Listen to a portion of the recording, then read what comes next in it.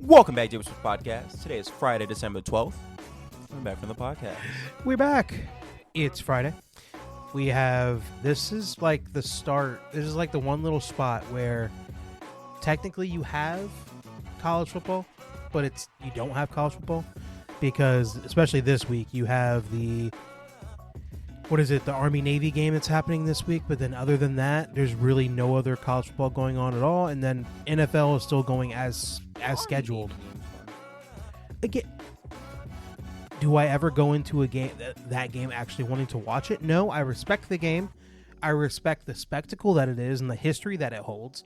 But do I actually go into it saying I'm about to watch these two teams bludgeon each other for 2.5, 3 hours Again, and not score points? Fun. I don't know. I didn't say it was good. I was watching a gambling show and then they're talking about that game. The idea that they were so confident to put in a parlay they were making for their show, halftime tie. No, thank you. I don't want any part in it because they're just saying, "Oh, that's just how it's going to go." And I'm sitting there like that. The fact that is something that you can think about for a parlay in a game like that, I just don't want to be a part of it. And I'm not going to say I won't go into it like, "Oh, I need to watch this game." It's just not going to happen. I might watch a few clips or I'll keep an eye on the scoreboard. But as to actually watching the game, that will not be me. That's not the type of college football fan I am. Well, I am I don't know. Maybe that makes me not as good of a college football fan because there's a game I'm not willing to watch, but I'm not going to try to parse that either way.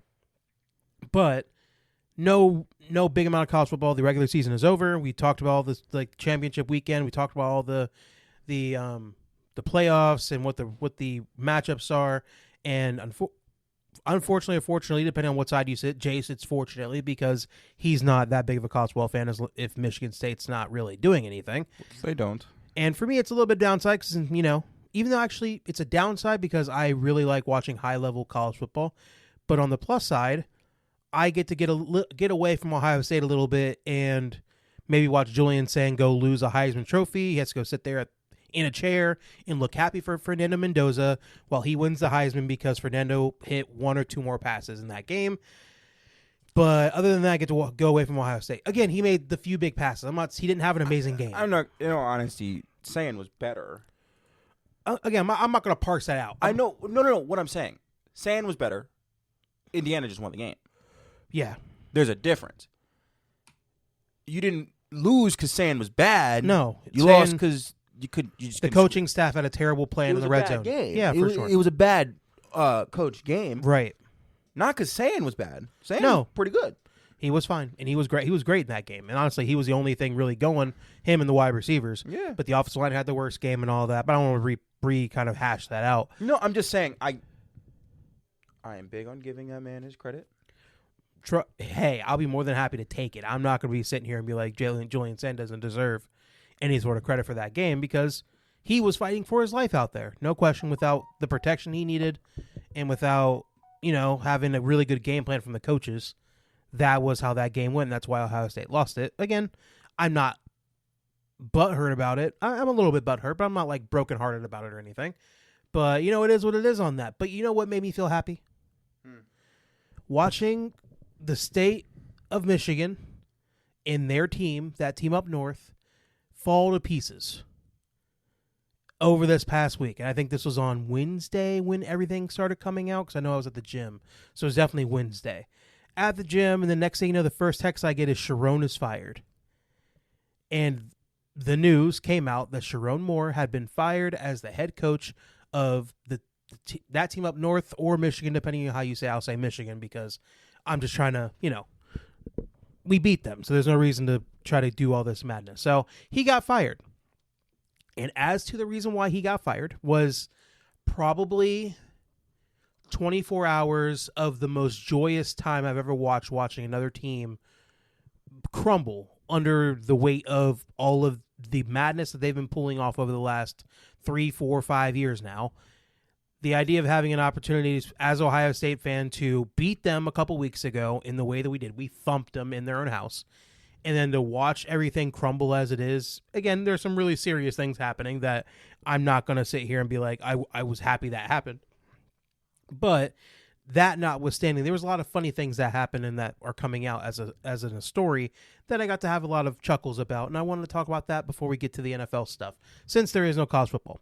So, Jay, we'll go ahead and lay out these facts, and as we go, just if you have any thoughts, go for it, and I'll make sure to go in if I have anything. Copy. Sherrone Moore. It comes out that he was fired on that Wednesday, and the reason was because he had an extramarital affair with his executive assistant. I'm not sure if it was his executive assistant or an executive assistant in the football program at the University of Michigan. And according to the story that came out and everything, there was a relationship that he had with this woman. He is a married man, obviously, with multiple children. He had an affair with this woman for multiple years. Apparently, he was having the affair with her while he was still an offensive coordinator there. And then when he became the head coach there, he gave her a raise. Apparently, she was making like $50K, and it went up to $100K. He gave her a 50% raise, 100% raise, when he got the head coaching job there. And from what the story was that he also got her pregnant and also had to pay to get the abortion and all of that. Other parts of this story was that apparently she ended the relationship with him, and he had been stalking her for months now, and that when I think there was recently that she was fired, she went to the university with proof that their affair had happened, and blah blah blah blah blah. All these things were happening. The story is that Michigan had known about this for weeks now, and apparently, according to Michigan boosters and stuff like that, as soon as they lost to Ohio State a few weeks ago, literally the stories were going rampant. And not necessarily, it wasn't going public necessarily. There was one guy that got the story and that came out with it on Twitter, and then everybody was looking at pretty much calling him like, "Hey, this is unreliable. He doesn't know what he's talking about. This isn't true." And he pretty much got laughed off when he came out with the story, but then it all came out to be true when that story came out on Wednesday.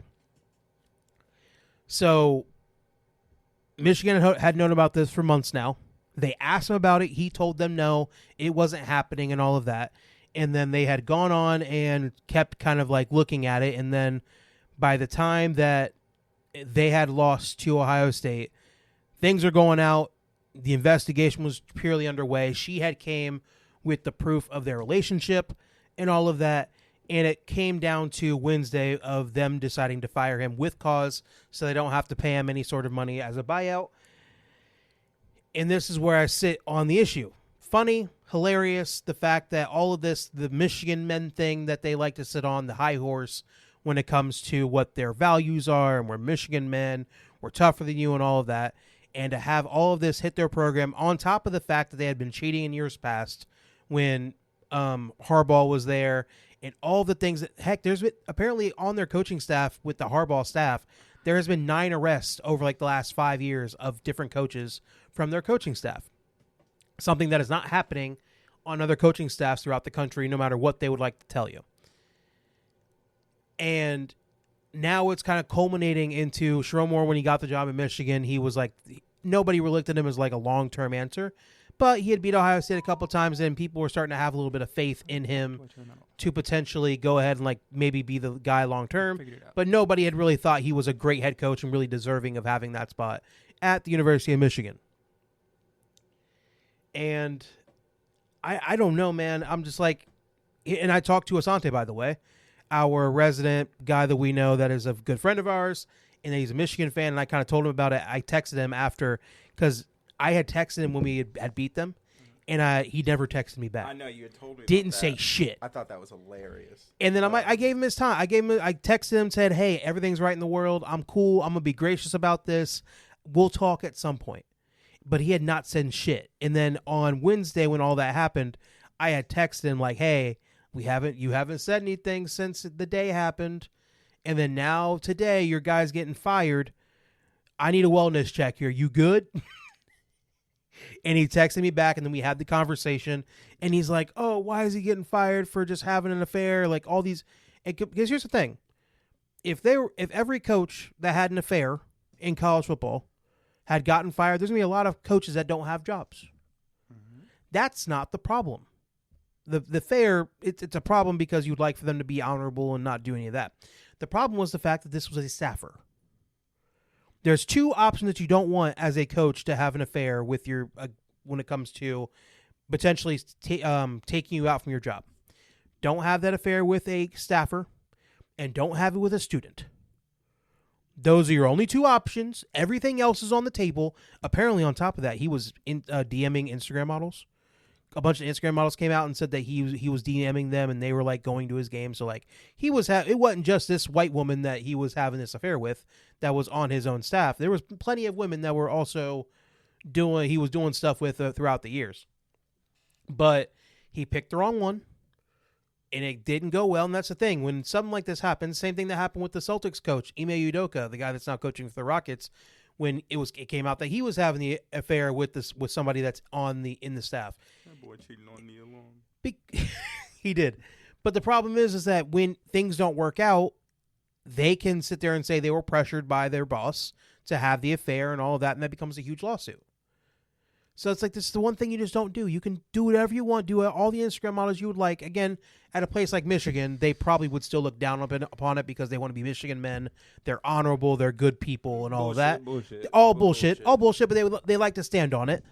If he was anywhere in the SEC, they'd be just fine. Ed O was doing it forever, hitting on people in the staffs, like wives, stuff like that, and nobody ever said shit until they lost too many games, and then they fired him. Like, so if he was in the SEC, he'd be more okay, even though the staffer thing is the one thing you can't do. But like, he's at Michigan, they weren't going to stand for it, and he lost. He went 9-3, and they kind of didn't really like him in the first place. So as soon as he gave them a reason, they took the reason. They made sure that they don't even have to pay him on the back end.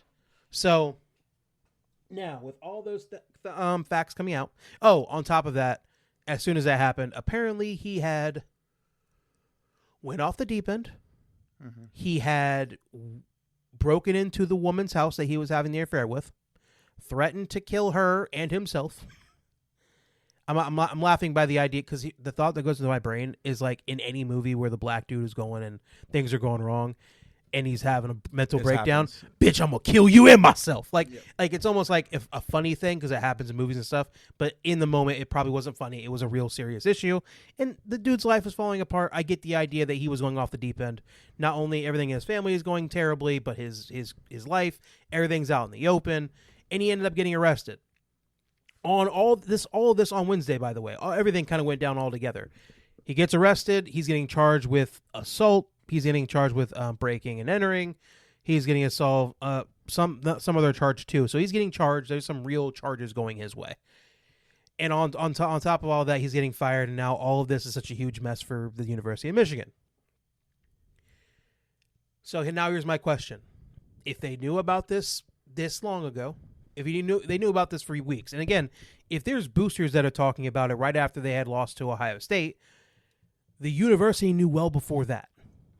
And apparently they had been talking to people and trying to gauge people's interest for weeks now to try to have their own silent search without necessarily breaking the news that they were firing Sharon Moore. I think the scummy thing about this was the fact that they had waited so long and they had just had signing day last week. And now all those recruits had signed a letter of intent to go to Michigan, and now everything is falling apart. So now you have those guys that had already been, they said, hey, I'm going to Michigan. They signed their letter of intent, and now everything's falling apart. Now they have to ask for their release from their letters of intent so they can go find another school. Bryce Underwood is so fucking gone. He changed his profile pic. He's from gone. A Michigan one to back to his LSU one that he had beforehand. He is gone. Do I think he's pure, Shirley? And that's the other problem. Who are you going to fucking hire? No one left. Because everybody either got a new job or gotten a big payday from the school that they were at to stay. So either they have to go hunting for guys that have already gotten big paydays and they have to pay the buyouts to get them and then bring them over. Or they have to go get a guy they probably don't like in order just to fill the spot until they can get a guy they really can get later on down the line, which is what Sharon Moore was supposed to be. He was supposed to be a stopgap. So now they might have to get a stopgap for the stopgap until they can actually get a real coaching search together next year and then have real time to kind of get things together. But it's just all this shit is falling down the wayside. And I'm sitting there if you knew about this a while ago, why didn't you just act upon it then? So here's my thought. If he beats Ohio State, do you think, and they're in the playoff, do you think they fire him? I'd like to say yeah. I would like to say yes, but no, probably not. I'm starting to feel like they wouldn't have, because if this was the thing they were going to do, they should have done this months ago. Because think about the guy that got hired by Penn State. Why am I forgetting the guy's name? Matt Campbell. That was a guy that people were saying he's been looking at the Michigan job for years now and looked like, oh, that'd be a great spot. And he just got hired by Penn State last week. So that's the thought. It's like there's other guys that they could have had an opportunity to go get, but they waited. So it makes me think that they were really about to like sit on this for as long as they possibly fucking could. If they managed to beat Ohio State, if they managed to get into the playoff, they were not going to fire him in the middle of the playoff run. They weren't. So this really does make me think that they just wanted to find a reason to fire him, and then he just gave them a reason by doing what he was doing, so they don't have to pay him a buyout in order to get him out of there. But now, because you decided to do it at the timing that you did, and now you're screwed because you may not be able to find the guy that you want, and now your player is going to have a chance to leave, because here's the rule as of right now. The transfer portal opens in like a week or so. And then what happens is that so if some of the players don't leave when the transfer portal opens up, guess what? There's another portal that opens up as soon as you hire a head coach. 5 days after Michigan hires a new head coach, they have a 15-day portal window that opens up. So now every team in college football can come attack your players, and you won't have an opportunity to go get any of theirs. And they're going to. Because the portal's closed. They're going to, because I know people want Bryce Underwood. Oh, if the new portal that comes up, because here's the thing, because the players that just signed, if their NLI doesn't get broken, because Michigan has to grant them their breaking of the NLI, they would have to wait until the new coach gets hired in order to go into that portal. The National Letter of Intent. It's a different thing now. It's like a money thing. They don't really call it that anymore, but I'm just, for the sake of argument, for the sake of not having to explain it, I'm just going to say the paper that you signed. I've never heard of that. The paper that you signed saying you're going to go to that school, and it's pretty much like a I swear kind of thing. But there's NIL involved, and there's money involved in it. So those players, if they're not granted the breaking by Michigan, they're going to have to wait until a new coach is hired. They're going to have to wait for that portal to open. But anybody that's on that team already, Bryce Underwood, or any of those young players that all were on that team this past season, when the portal opens up, they're all going to be in it. Like, they're all going to have an opportunity to go if they decide to. And do you know what somebody said was potentially a perfect spot because they don't have a job right now? They're not coaching. It's Brian Kelly. The idea that Brian Kelly gets fired from LSU doing as terribly as he did, and then he gets to potentially find a spot at Michigan, and he can go take that and make it even worse. Because let's be honest, he was at Notre Dame before, and he underachieved to a certain extent because everybody believed, even myself, I believe Notre Dame really wasn't good enough to be a team that's on a national title chance every year. But it turns out that why am I forgetting the new coach's name?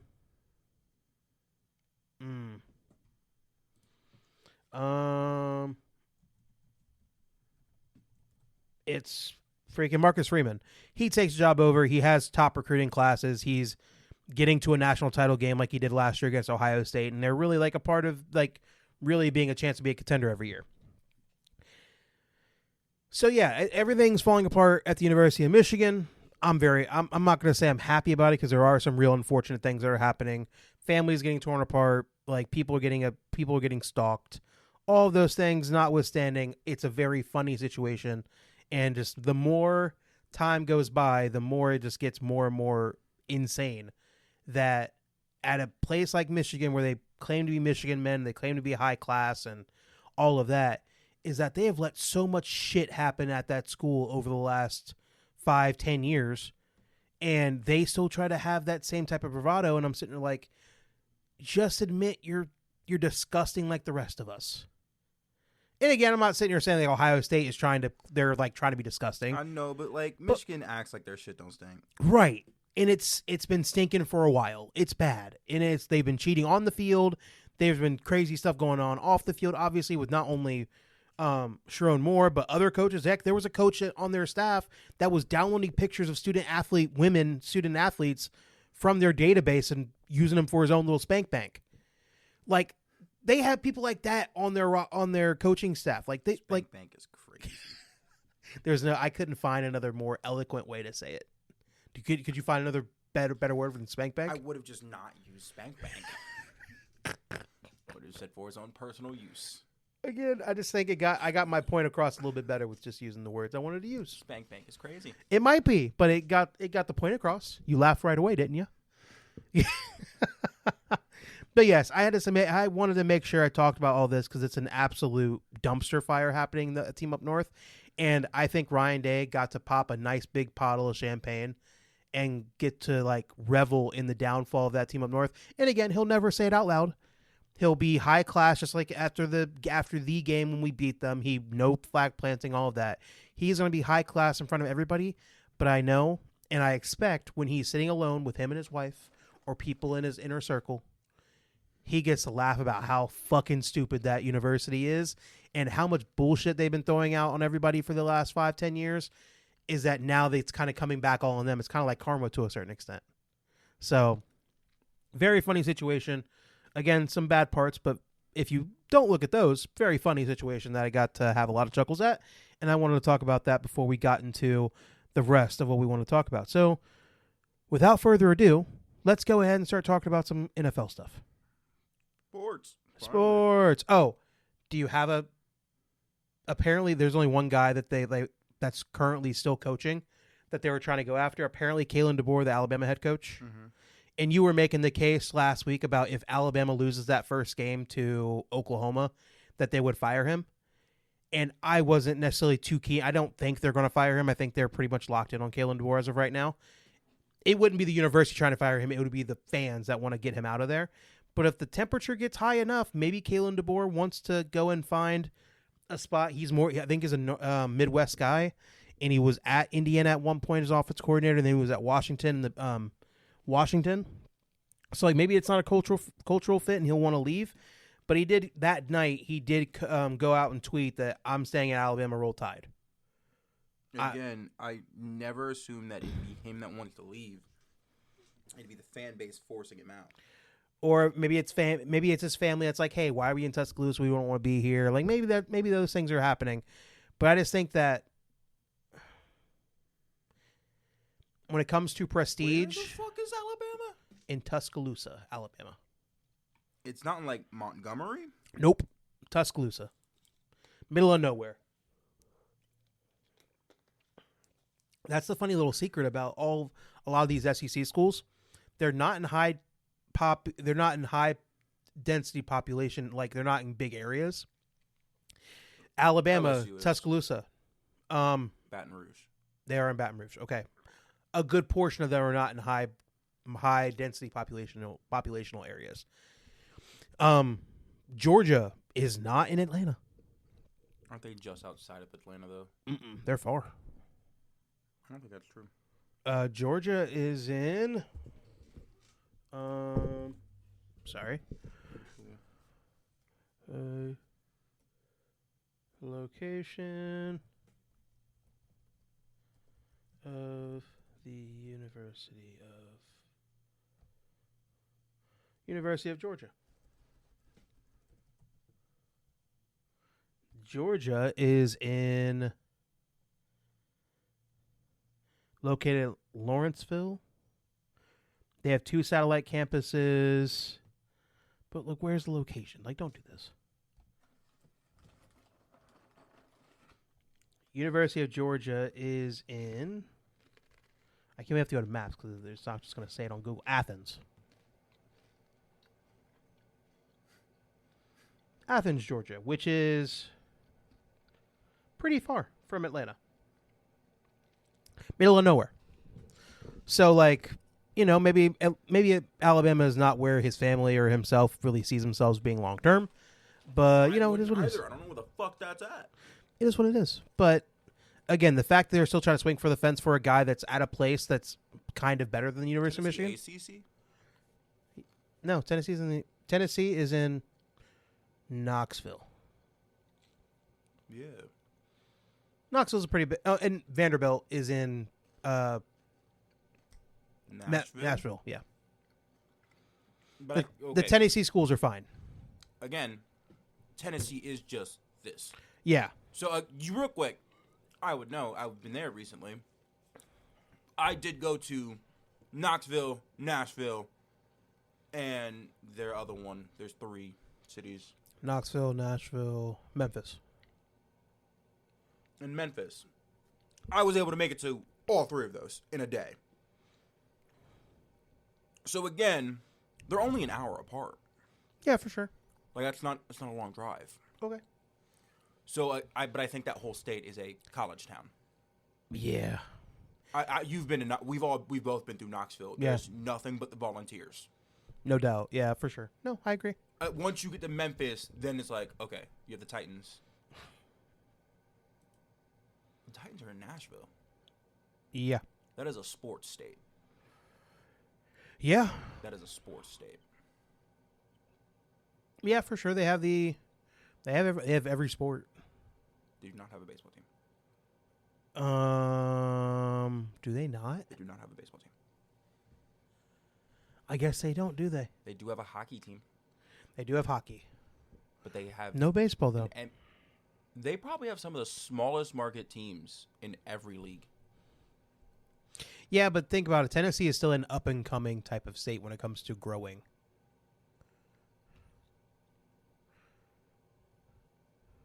No. They're still growing in general. No, outside of those 3 big cities, the next one I think of is Pigeon Forge, and that's a tourist town. Yeah, you're not wrong. And like Gatlinburg, tourist town. Yeah. Okay. Sorry, I was thinking about. They're probably a really small market type of team. Like Memphis is a small market team. Yeah, no, for sure. It's not that. No, nothing in Tennessee is really looked at as a big market type of thing. No, you're not wrong. You're not wrong. How the fuck are How do the Titans make more money than the Bengals? They just have a richer owner. My fault, OG. They just got more money in the bank, bro. They just have more money in the bank. All right, NFL. We got to I wish I was owned by a billionaire. Maybe Joe Burrow would be happy to play football. Like a big boy billionaire, not just a small billionaire. No, Billy with a B. Capital B. Jeff Bezos. I don't give a fuck Jeff Bezos because of the Bengals. I don't care if I need an Amazon Prime subscription to watch your football games. No, I'll do it. I'll do it, bro. Speaking of Amazon Prime subscription, Thursday night game last night. We'll talk about that, and then we'll get to the news, and then we'll get to the rest of the games. Did you post that bet in the chat? No. You bitch. What the fuck is wrong You were with so mad at me, and I put the one tight end that you don't like. Nigga. I put him in the bet, and you would have instantly cussed me out. I know, but again, you didn't even throw it in the chat. Why is it every bet you win, you don't? And it makes me. It makes it a little bit harder. I would have to text to you because that wasn't on DraftKings. What was it on? I have money. I have money on 2 different accounts now. Hard Rock one. I have Hard Rock. I have money on Hard Rock, and I have money on. My bank refuses. I know. I had to call them, and they're like, "No, yeah, we're not putting." I have money in Hard Rock, and I have money in the FanDuel. Bro, I can't stop. Every bet you don't post, you win. What the fuck? So real quick, and that wasn't a little bit of money. That was $2, and you won 63. Yeah, it was plus 800. Was it the Kyle Pitts that fucking threw you over that? No, it. I can show you the bet easily. now. He was like a plus 300-400. No, his wasn't. I actually went low on him because I'm like, oh, it's Kyle Pitts. I don't, because his over under was like 55.5 receiving yards. I put it at 40. Ooh, see, you could have fucked around. Imagine you put it at like 60. Oh no, it would have been such money because I'm like, again, we've been burned by Kyle Pitts before, so I'm like, I'm gonna stay away. But I know he was like the main guy in their offense, and he went fucking off last night. Speaking of that game, I'll talk about the bet here in a minute that I made and won. But the game last night, very, very fun game to watch in general. It was between the Falcons and the Tampa Bay Buccaneers. We both picked Tampa Bay to win that game. We both lost that one because, I think coaching malfeasance in the way that it was kind of handled at the end. But we'll get to that in a minute. But it was a very back and forth game. Kirk Cousins, he actually had a really good game. 30 of 44, 373, 3 touchdowns, all of them to Kyle Pitts, by the way. He went off last night. Probably had his best game as a pro. Bijan Robinson, 19 carries, 93 yards, and a touchdown. He went off and had a really good game. He also had 82 yards receiving. 8 catches, 82 yards receiving. Kyle Pitts, 11 catches, 166, 3 touchdowns. He went absolutely insane, bonkers. And again, I knew that the Tampa Bay defense was not going to be able to really stop the Atlanta offense. So that's why I was like a little bit more confident in putting Kyle Pitts in any of my bets. It was him and Bijan were like the main two. But like even in the bet that I won, Kirk Cousins, I had him at 2+ touchdowns, and he hit 3 of them. So Atlanta was really able to kind of like go off and like have a really good game. Again, I don't doubt Kyle Pitts can have great games. I just won't bet on it. Again, I made my bets. And here's the crazy thing. I was lucky, but not lucky enough. Because I made 2 separate bets. Okay? Before I get to the Tampa Bay side of it, let's just dive into it real quick. So I made 2 separate bets, one in Hard Rock and then the other in FanDuel, right? My Hard Rock bet was a 5-leg bet, and I'm like, it was plus 800. I had a 100% boost. So I was like it was like $3 bet. It would have ended up being $60 if I won. I needed Bucky Irving to get over 19.5 receiving yards. I needed Kyle Pitts to get over 39.5 receiving yards. He had 166, like I already said. I needed Baker to get over 226 passing yards, and he got over that. And Mecca, I needed him to get over 46.5. He went over. I needed Bijan Robinson to get over 41.5 receiving yards, and he went over. The Bucky Irving part was the one I didn't get. He had 11 out of the 20 that I needed, and that one had a $3 bet to win 60. But the bet that I did win, it was on my FanDuel account, and that was like another 5-leg parlay, I think. And that was Baker over 1.5 touchdown passes. He got that. Kirko needed him to get 2 touchdown passes. He got that. Mech to get over 60+ receiving yards. He beat that. Chris Godwin over 3.5 catches. Hit that. Bijan Robinson over 30 receiving yards. He destroyed that. And again, Kyle Pitts 40+ receiving yards, and he hit that. And I bet $2 to win 60. So, but this is how it came out at the end of that game. It came down to the last drive for Tampa Bay, where they were trying to come back and win the game. And I think all they had to do was try to run out the clock, because they had like a 2-point lead at that point. It was like 28-26, right? All Tampa needed to do was like milk the clock, be able to have a nice long drive, and they'd be able to win the football game. It came down to that last drive, and I needed one person to do one thing for each bet. And it came down to I needed Chris Godwin to get one more catch for the FanDuel bet. And I needed Bucky Irving to get the last 9 yards that I needed for him receiving, and I would have won either one of those bets. And I'm like, I just need one of them to happen to at least win one of these bets, and hope if not both. Again, I was trying to be a little greedy. Why not? But I got the one catch I needed out of Chris Godwin, but they only got 1 first down, then had to punt the ball back off to Tampa Bay. Sorry, to Atlanta. So with all of that, all in all, it was a very good night last night. Only bet $5, managed to win 60. Good night for me. Wasn't the most lucky, but I was lucky enough, and I'll take that all day long. To the Tampa Bay side, Baker, 19 of 34, 277, 2 touchdowns, 1 pick. Bucky Irving had 60 yards rushing off 16 carries. This is what I'll have to say. Did you know Mike Evans came back last night? No. I had no idea he was coming back. I think might have had a little bit of an inkling when I was making my bets, and I saw Mike Evans on the ticket being able to be bet on, and I'm like, oh, maybe they're just bringing him back, because apparently it was like a shoulder injury that sidelined him for most of the season. And I was like, they're going to slow play him. They're not going to have him coming back right away and doing a lot of snaps or whatever. I thought they were going to have him on a snap count. He had 6 catches, 132 yards. He was cooking last night. Mech, he was able, now that he wasn't going to be the number 1 guy and they weren't able to like focus on him as much. Able to hide a little bit. He was 4 catches, 64 yards. He was able to do what he was normal. He didn't get the touchdown pass, but like other than that, he was very good. He was like getting open and stuff like that. But Mike Evans took away all the oxygen out of the room because he was out there playing, and that's Baker Mayfield's guy. But the thing was about this game was that Tampa Bay had gotten a lead. At one point in this game, it was... Let me make sure I had this right. At one point in this game, it was 28-14 in the fourth quarter. They had a 2-touchdown lead, and they let the Falcons score 21... 14, 21 unanswered points in the last 10 minutes of that game in order to win it, and Tampa Bay just could not stay on the field. And they kept having to punt the football off, and they weren't able to take time off the clock because they couldn't run the football like they wanted to. So I was just sitting there it was an annoying game when it comes to because me and you, I think, we're both pretty big fans of Tampa, and we were good. We were finally me being on the Baker bandwagon. So I finally like him now after all the years of being a true hater of him. And you were more on the Baker side over the last few years than I have been. But we were both hey, Tampa Bay can really do some things. They're a really good football team. But it's just that team is just kind of fallen by the wayside. They had a nice big lead in their division, and we were sitting there oh, it can really, if they just keep taking care of business, they can win this division without much of an issue. The problem is that they are now tied with Carolina. And Carolina still has to play this week. So there is a real chance that Carolina gets in the playoffs over Tampa Bay.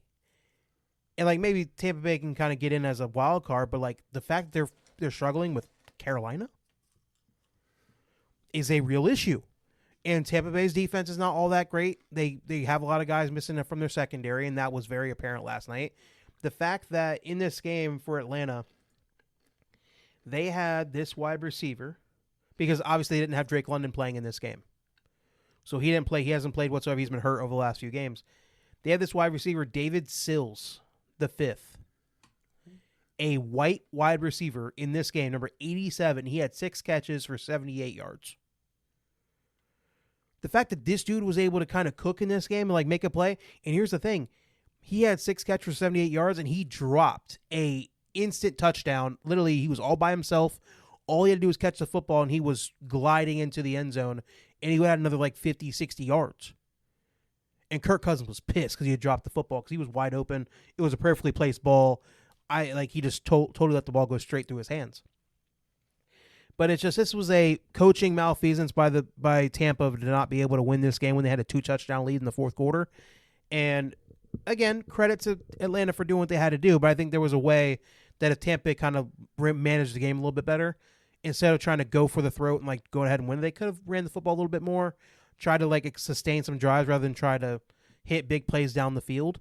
And I think they would have had a better chance to win this game to help their defense out because their defense was getting torched by Kyle Pitts and Bijan having all the yards that he had in David Sills.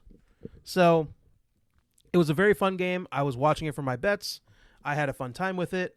And it sucks to see that Tampa Bay is going to be battling with Carolina because if I had to pick between the two teams, I would definitely rather see Tampa Bay in the playoffs playing against whoever they're going to play against instead of Carolina. Exactly, because as soon as Carolina plays up against some of those top teams in the NFC they're going to have to face, they're going to get destroyed. It's not going to be close. So you have to play an actual NFC team. I don't know. That whole division is fucking ass. It is. Again, Tampa Bay. But then again, that division has always been bad. I just need 7 to 8 wins, and I'll win the division. So yeah, it was a fun game to watch, but it definitely has its downsides to it because now I'm just sitting there I just don't want Carolina to get in because they don't deserve to be a playoff team. They just don't. I agree. Not they don't deserve it because if you win enough games, you win your division, you deserve it. But you're not. They're not a good enough team to do anything in the playoffs. That's probably what I wanted to say. I agree. I think. But in other news, real quick, just want to talk about some baseball news. They can't keep getting away with this. How the fuck they signed Edwin Diaz? Yeah, I saw it. They were, I think, 3 years, $60-something million, something like that. They just keep finding money. It's like they're going in the couch cushions, oh, go find some change. Yeah. And they're finding hundreds. There's nothing jingling down there. They're finding thousands. They're finding just $100 bills just sitting around everywhere. And I'm sitting I just don't know how they keep finding money. They're cheap. They're cheating. And the way that I see it, it's it's almost because I know as Yankee fans, I know we also benefit from having more money than a lot of other teams. A big market team. But the Dodgers, I've talked about this before. Dodgers are using having players, they're sending money. They're deferring their money. So Shohei Ohtani is not getting paid. You want to fold it shut so it lines up better. And then do it and find the spot. There you go. Yeah, it just evens out so much better. No, I understand, but it's still They're deferring their money. And they don't get taxed as high. That's how they can do it because of their tax code there. The thing is, my problem with this is, everyone's like, oh, they have all this money, and I'm like, yeah, they do. I'm like, but there's a lot of teams that aren't spending any money. True. So people were saying there should be no cap limit. If you got the money, pay the money. But there should be a minimum of what you should. A cap floor. Yeah. And I think a cap floor would force some teams to actually try to be competitive. Yes, instead of just sitting around making money. I agree, but what the Dodgers are doing makes me like want a salary cap. Makes me want a salary cap, even though I think it hurts everybody because if a team's willing to spend the money, they should be willing to spend the money. Let them spend the money. They're willing to spend it. The Yankees are willing to spend it too. But they just don't have all their players want all their money. Like they can't take advantage of the same things that the Dodgers are. All their players aren't famous around the world. Ohtani probably makes more money in Japan than he does fucking here. Yeah, that's what he's living off of. Like, I don't need that. They say he gets paid like $50-60 million just from all the Japan stuff, and then he doesn't have to worry about the money from the Dodgers. Like, hey, I'll get it later from you. It's all good. Exactly. But again, that's the difference. It's a different kind of star. He is an international superstar. He is Japan's hero. Yeah. Like Ichiro's another good example. He probably wasn't making as much here as he was in Japan. Oh, yeah, for sure. I agree. Bunches of money. Mm-hmm. So it's just like they don't really need as much as up front. It's not a huge deal for me. And it's not just him. It's like a bunch of their players, too, are doing the exact same thing. Because I'm an international superstar. It's not just that. It's just they're willing to take the short-term hit. For the winning. For the long-term, not just the winning, but for the money long-term. They end up making more of their money because it's not getting taxed as high as if you were getting it all up front. Which is true. But again, I think in like 8 or 9 years, this is going to hit the Dodgers hard. Will it, though? Yes. As long as they're making money hand over fist. Like, MLB teams are still making money. Okay. Like, if it gets to a point where they're not making money, maybe that'll be a problem. But as long as they keep making the money they're making, it's fine. They're going to pay it back later. It's all good. You know, honestly, they could not be making money. They could be looking at people like, hey, we're about to go on a three-peat. We now have – the other Japanese pitcher, he started to get better as the year went on. And he had an amazing World Series. Yeah.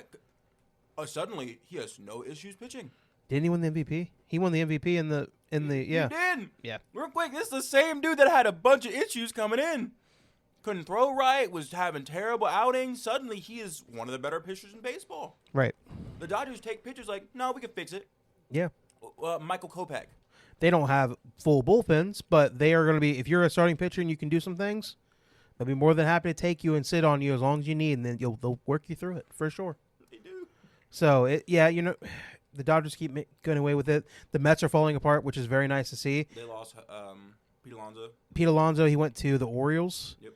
And got a bunch of money, and it's like, what's funny is that I know that Juan Soto has to be pissed. He's heated. He's highly paid, but when it comes to him trying to be, because again, I'm never going to sit here and claim he's not a competitive player.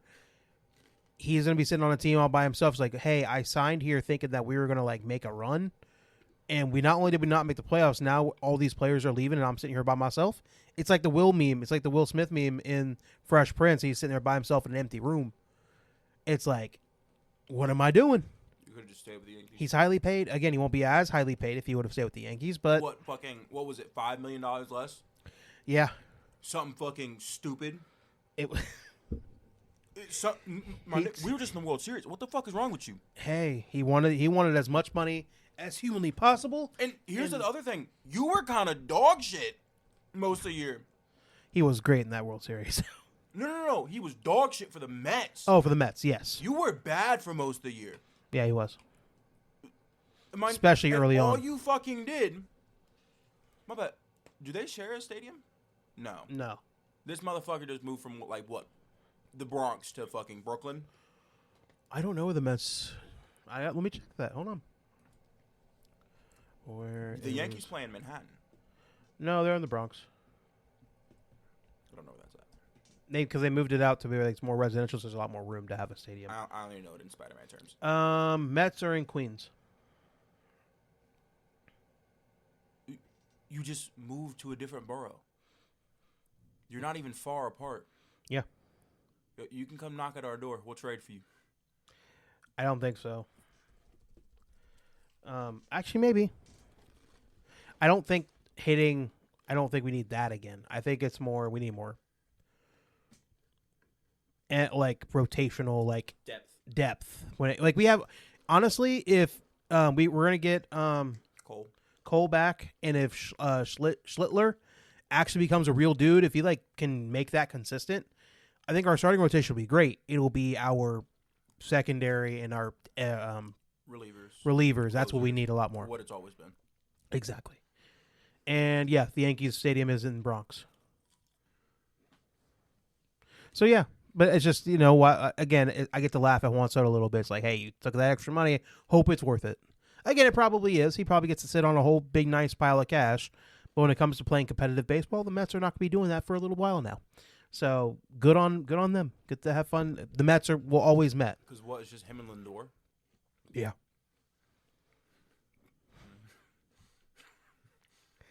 They ain't got much else. It's crazy how it goes. NFL stories I want to talk about before we get to the rest of our games. Steelers, T.J. Watt had surgery for a collapsed lung because he was having a needling session at the team practice facility on Wednesday, and they collapsed his lung. They punctured his lung, and he had to get surgery to fix it all, and that might take him out for the rest of the season. Because I read something on a Twitter account that they had some guy had that same injury, and said that you have to have a tube in your chest for like the first couple weeks. Like he may be gone for the rest of the year. And I'm like, you know what? It may not be the worst thing because we weren't going to win anyway. So like, let TJ Watt go ahead and get healthy, especially if the people on the fucking medical staff were fucking around and punctured the dude's lung. I'm leaving the fucking Steelers. He's not going to leave. Fuck you! Y'all could have killed me. That could have killed him. Yeah. I want whoever did that prosecuted. Oh yeah, fired, never to be working again in a NFL capacity. That's going to be guaranteed. But it can't happen. It's one of the you can't happen. It just can't. He's your star. Yeah, no doubt. Even if it isn't a star, like the fact what the fuck? I'm just coming in for a needling session, I'm going to get my lung punctured. Like it wasn't like one of those things like they were trying to do something specifically to your lungs. It was they were just fucking around and just went a little too far. It's insane. So that was a very scary situation for a little bit, but he is good. He's stable. Had the surgery. He's all good. He'll be ready to go at some point, but it probably won't be this year. So if that's it on TJ Watt, hopefully he'll be able to come back nice and healthy for next year. Hopefully we'll put a team around him that can really like make good on his. Realistic. Probably not, but again, I'm gonna hope against hope. Bengals wide receiver Tee Higgins is going to be out with concussion against the Ravens.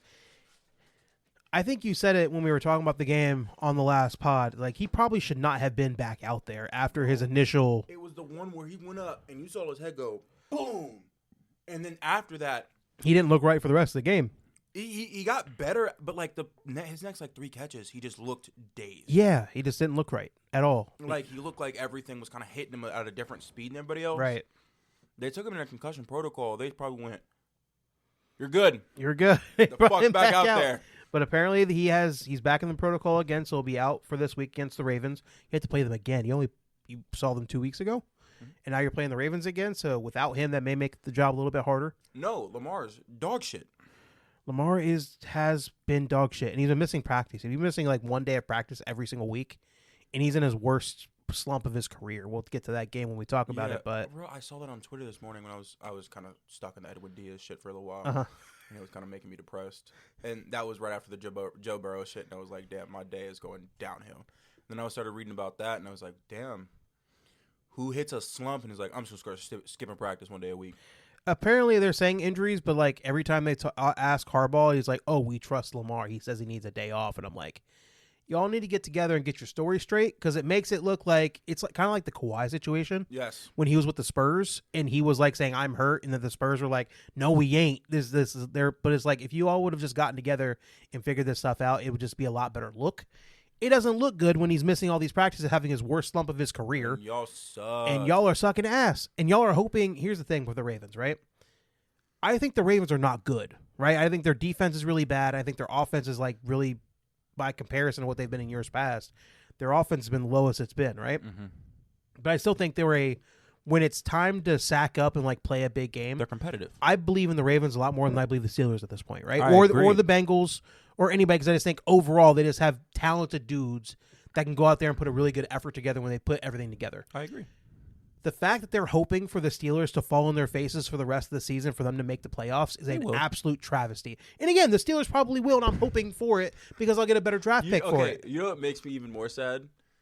The fact that both of you are playing like ass, and the Bengals still have a shot at the playoffs. They had to play like ass off the other day, and the Steelers managed to win it. And I'm like, I really don't want them to win. Again, I'm in the back of my brain because in the front of it, I was watching the game. I was happy they were winning, and I was seeing them make big plays. I would say your team probably your defense probably fully collapses without TJ Watt on the field.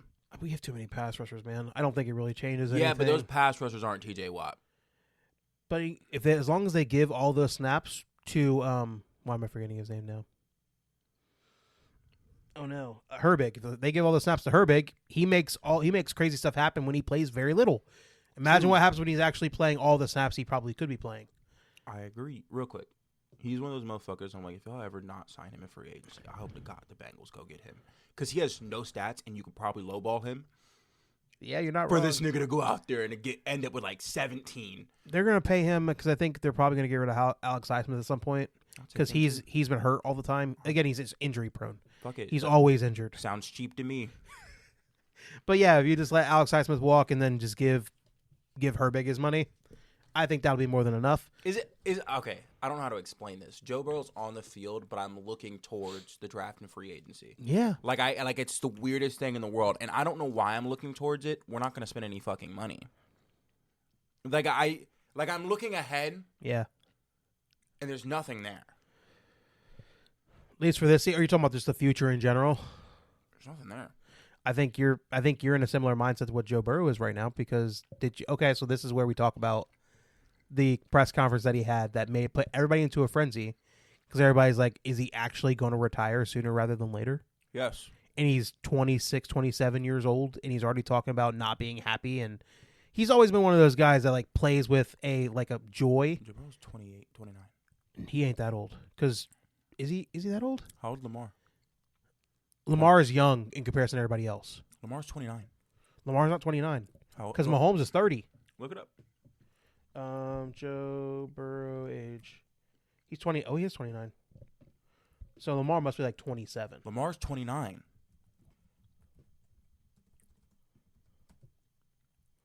Lamar Jackson, he's 28. Okay, cool. He's 2 months younger than Joe Burrow. So when's his birthday? Lamar, January 7, 1997. That nigga's 29. He'll be 29 in 2 months. Yes. I'm like, sorry, in a month. They're not young. None of them are young. So that means Burrow. That means Mahomes must be like 30, 31 at this point. He's probably 31. Patrick Mahomes' age, he's 30. And then Josh Allen. Probably And he'll be 31 in September of next year. He was born in 95. So Josh Allen's also probably like 29, 30. Josh Allen ain't that old too. I think him and Burrow are the same age. Josh Allen is 29. That's what I said. Okay, yeah. Well, there's almost a year between him and Mahomes. Mm-hmm. That means J. Herb was like 28, 27. We're just gonna go through them all. Yeah. Because Justin Herbert was 21 when he came out. Yeah, he had played. He's 27. Okay, yeah, I was right. Yeah, no, you're not wrong. He played 4 years at Oregon. So yeah, he didn't come out. He did not come out early. What? What?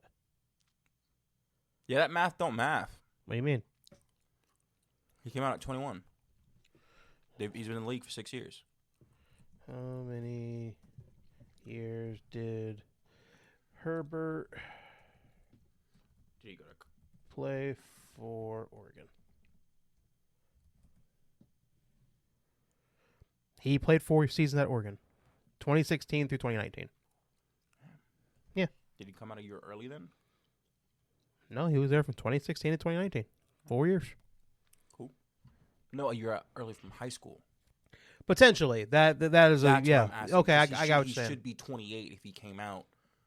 Yeah, he did if math 4 is years mathing. at college. Or it was like maybe it's like Or he has a funny birthday. funny birthday, and yes, for sure. I got what you're saying. I get it. That's why I was confused. But okay. But Burrow, I- talking about being unhappy. He's had 3 major injuries already. He has. Again, I don't. And then since the Super Bowl, not the year of the Super Bowl, the year after that, we have done nothing since. We've missed the playoffs.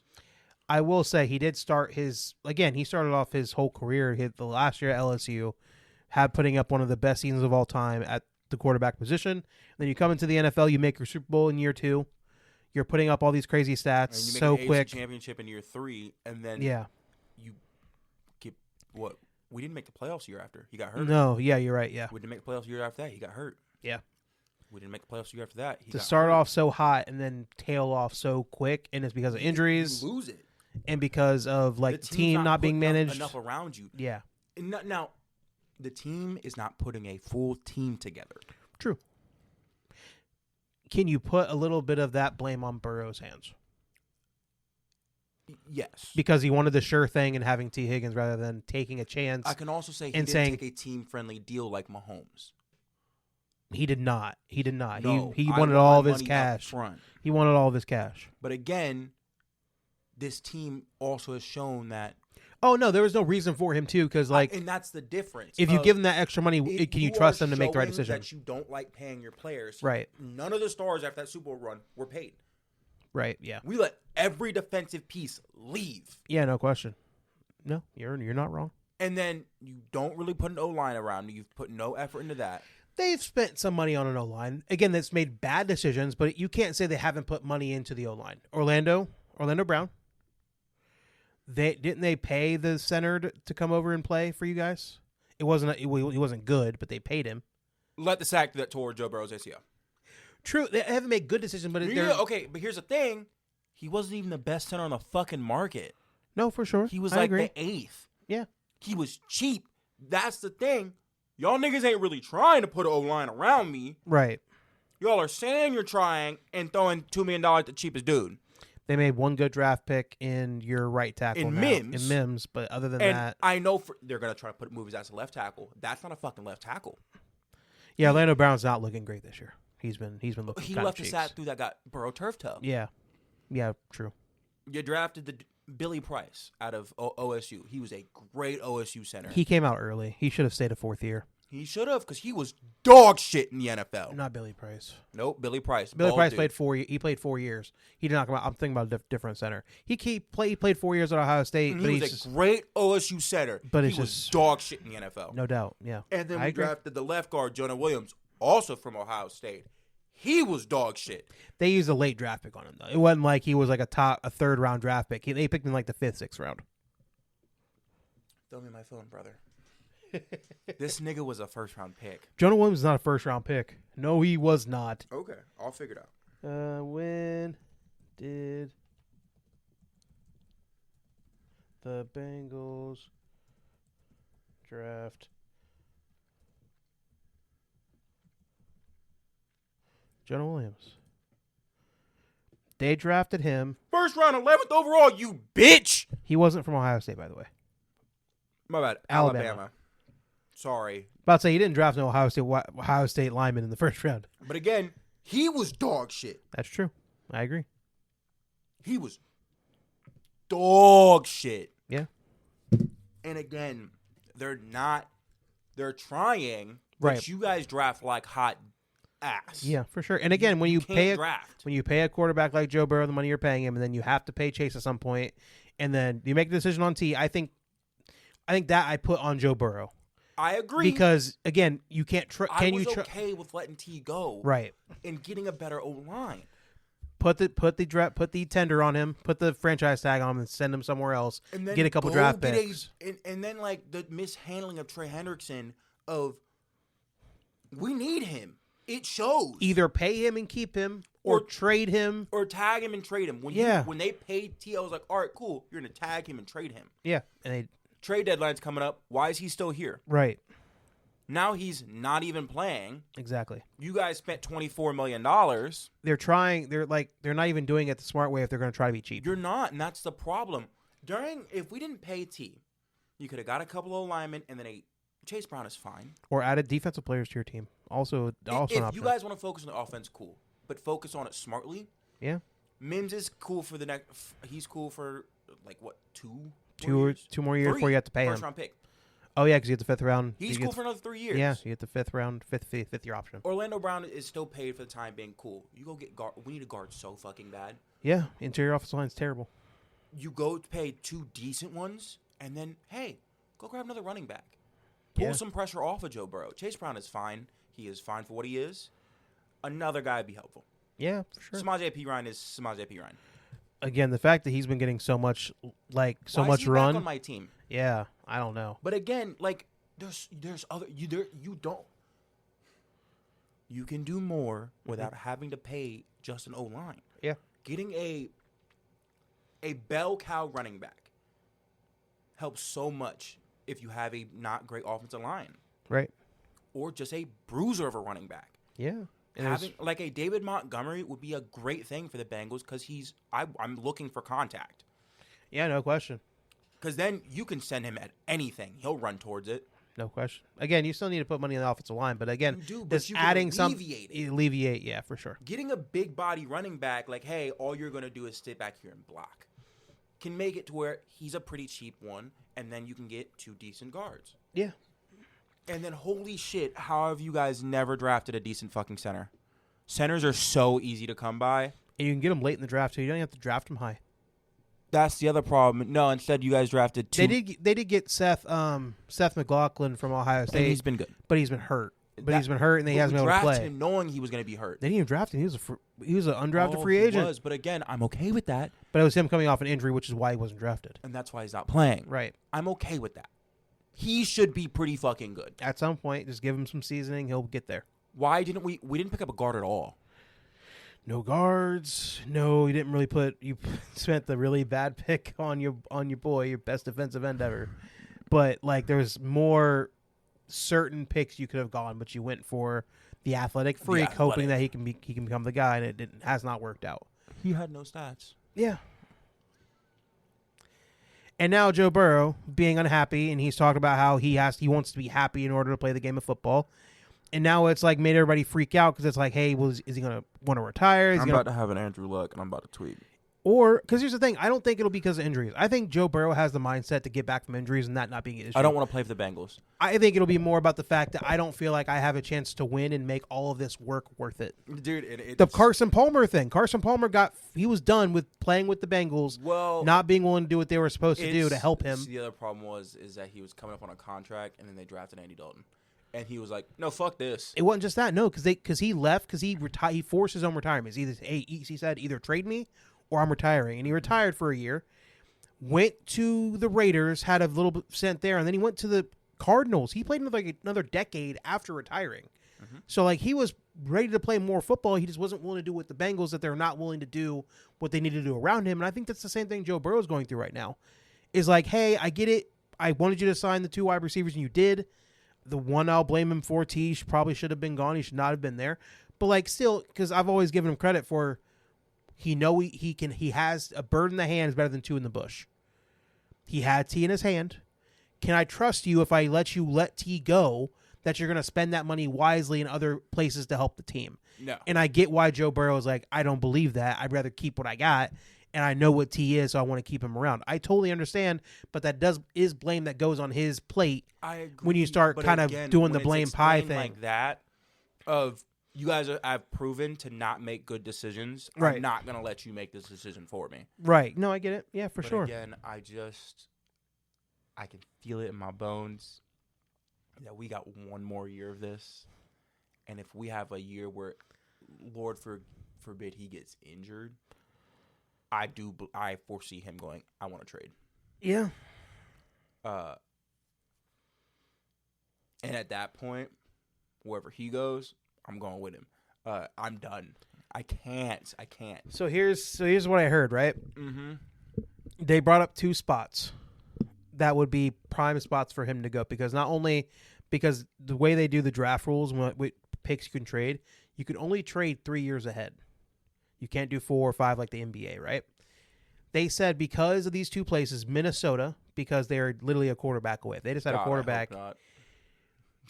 God, I hope not. So let me just give you this scenario. If Minnesota came to the Bengals and said, I will give you 3 firsts in 3 seconds for Joe Burrow, do you actually think they would make the move and do it? Joe Burrow would have to literally say, I don't want to be here anymore for them to even have that conversation.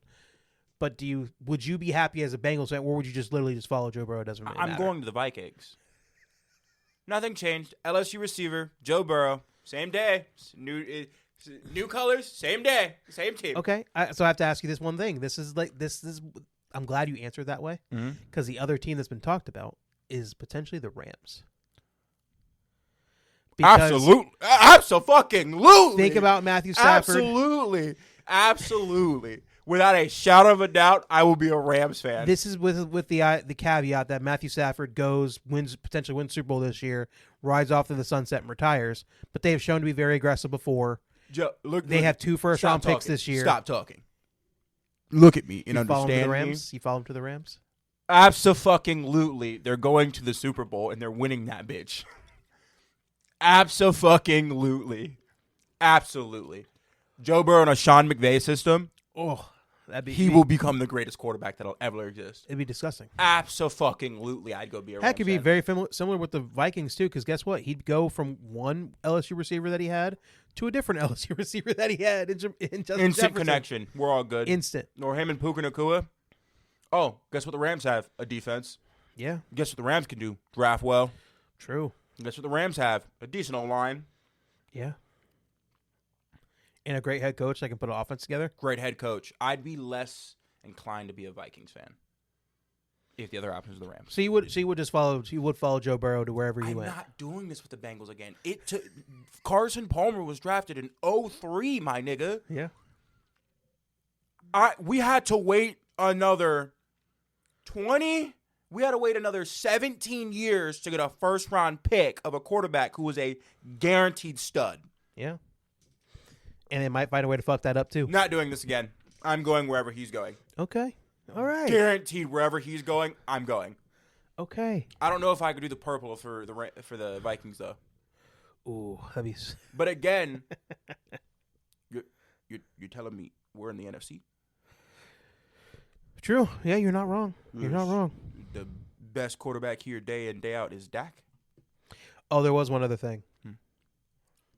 This might be like the one spot where could be it'd almost be bad for everybody in the NFL if this trade happened.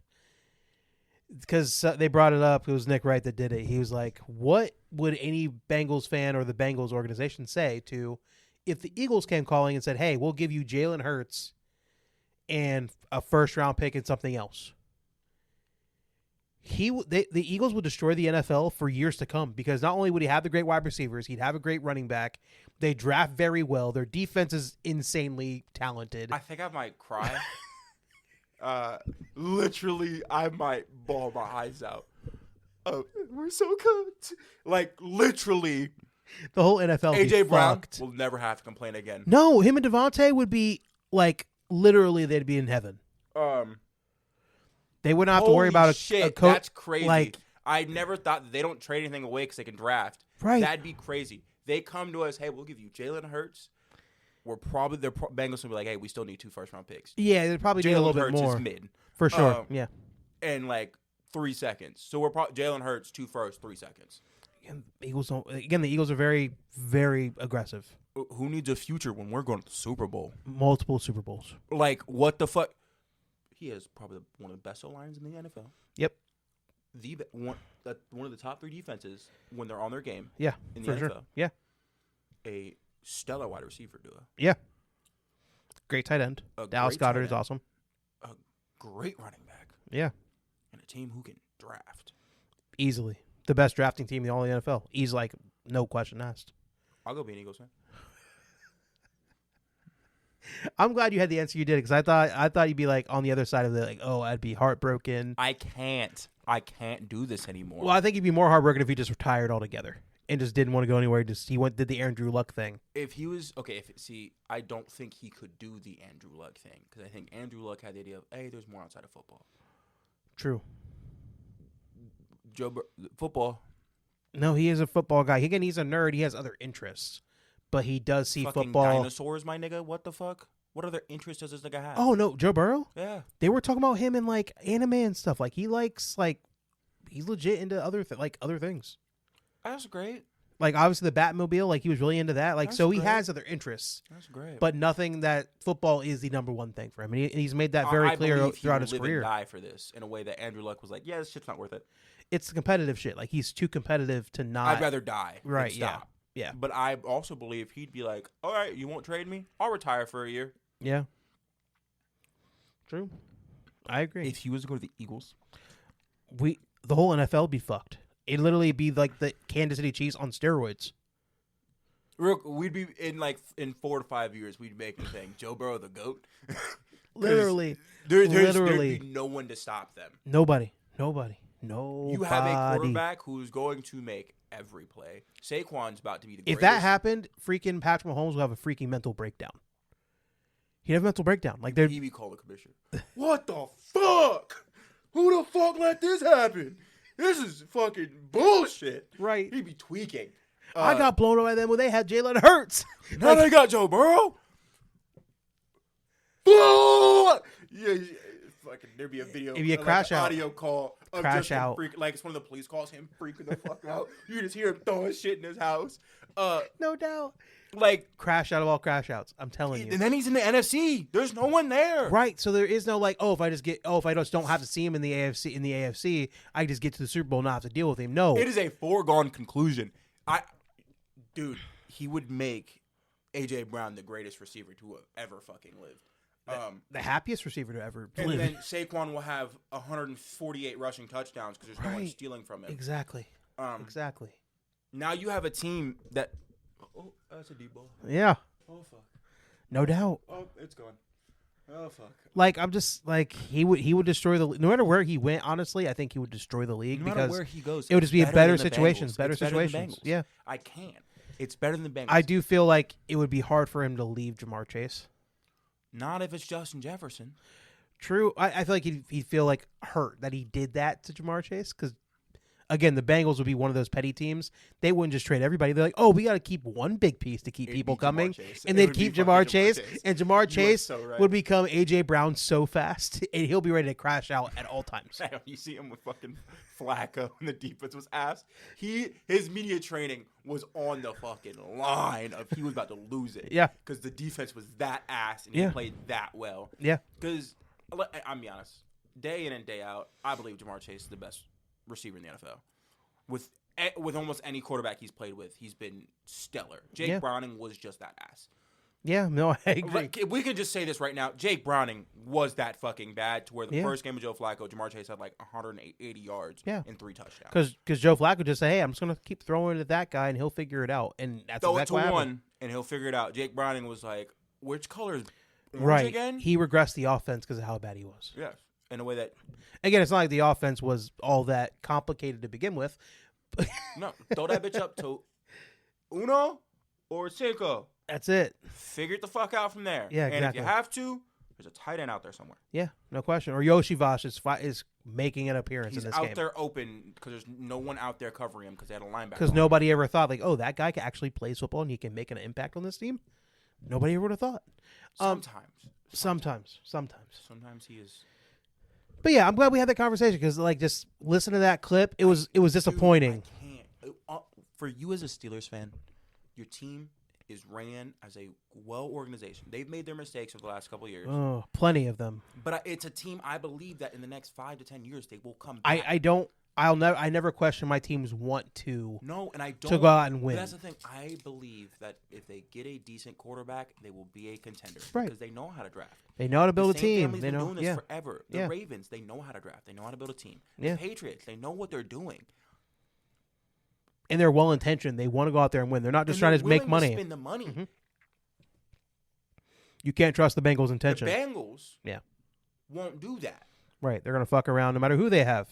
We're going to try to do the most with as little as possible. Joe Burrow strong-armed them a little bit into spending more money, but still, the Trey Hendrickson thing, they took away from something. And I said that I can't, dude. I'm not going to spend my life like a fucking Raiders fan. I refuse. I refuse. The Lions got the memo. Hey, we hired a good coach, got good coordinators. We're going to pay all these players. Yeah. They just, time to go soon after as Stafford left, hey, we're to figure this shit the fuck out. And they figured this fuck out. Yeah. Real quick, we have been 14-2 and got blown out first round of the playoffs. Yeah. Not one year. That was back-to-back. We did it twice. Against the Steelers teams, we beat twice. Yeah. We were the best team in the NFL that year. Blown out. Yeah. So y'all. Or you guys shot yourselves in the foot so many times and lost that one game. So, dude, Vontae's perfect. Yeah. You were Vontae, texting me about it, and I was all like, time. You were texting me about it, and I was like, I want this nigga to shut the fuck up. I'm All pissed. time. Yeah. So history will repeat itself. We have let fucking Hall of Famers have played. Geno Atkins was a Hall of Famer. Yeah. Geno Atkins was like a staple for what Aaron Donald was later down. Yeah, no doubt. Geno Atkins was a small defensive tackle. Yes, Geno he Atkins was. a dog. He was. He was awesome. Not a first ballot Hall of Famer, No. but he's getting it. No, for sure. He'll get in at some point. No question. Like, we've let so many great AJ Green. You AJ let him waste his career with fucking y'all. Carlos Dunlap. Fucking Andy Dalton wasn't awful. No, he was He was very actually a pretty good quarterback good. He was. for us. I agree. Well enough to where if we had a decent enough defense, we probably would have got it to a Super Bowl. Or Yeah. a coach who knew how to coach in the playoffs. No doubt. No doubt. But, like, I'm not doing this again. Again, that is a very good decision by you to be like, hey, I'm not going to If sit the here. Cardinals draft a good enough quarterback, I'll be a fucking Cardinals fan. Because then no one has a question to me of, why are you a Cardinals fan? I don't know. I thought Larry Fitzgerald was cool when I was a kid. Simple as that. No doubt. Simple as that. Yeah, I agree. But, like, I can't do this again. I can't. I am at my wit's end. If I've been a Bengals fan my whole life, I'm probably never going to leave Michigan State because I love Michigan State. I don't know why.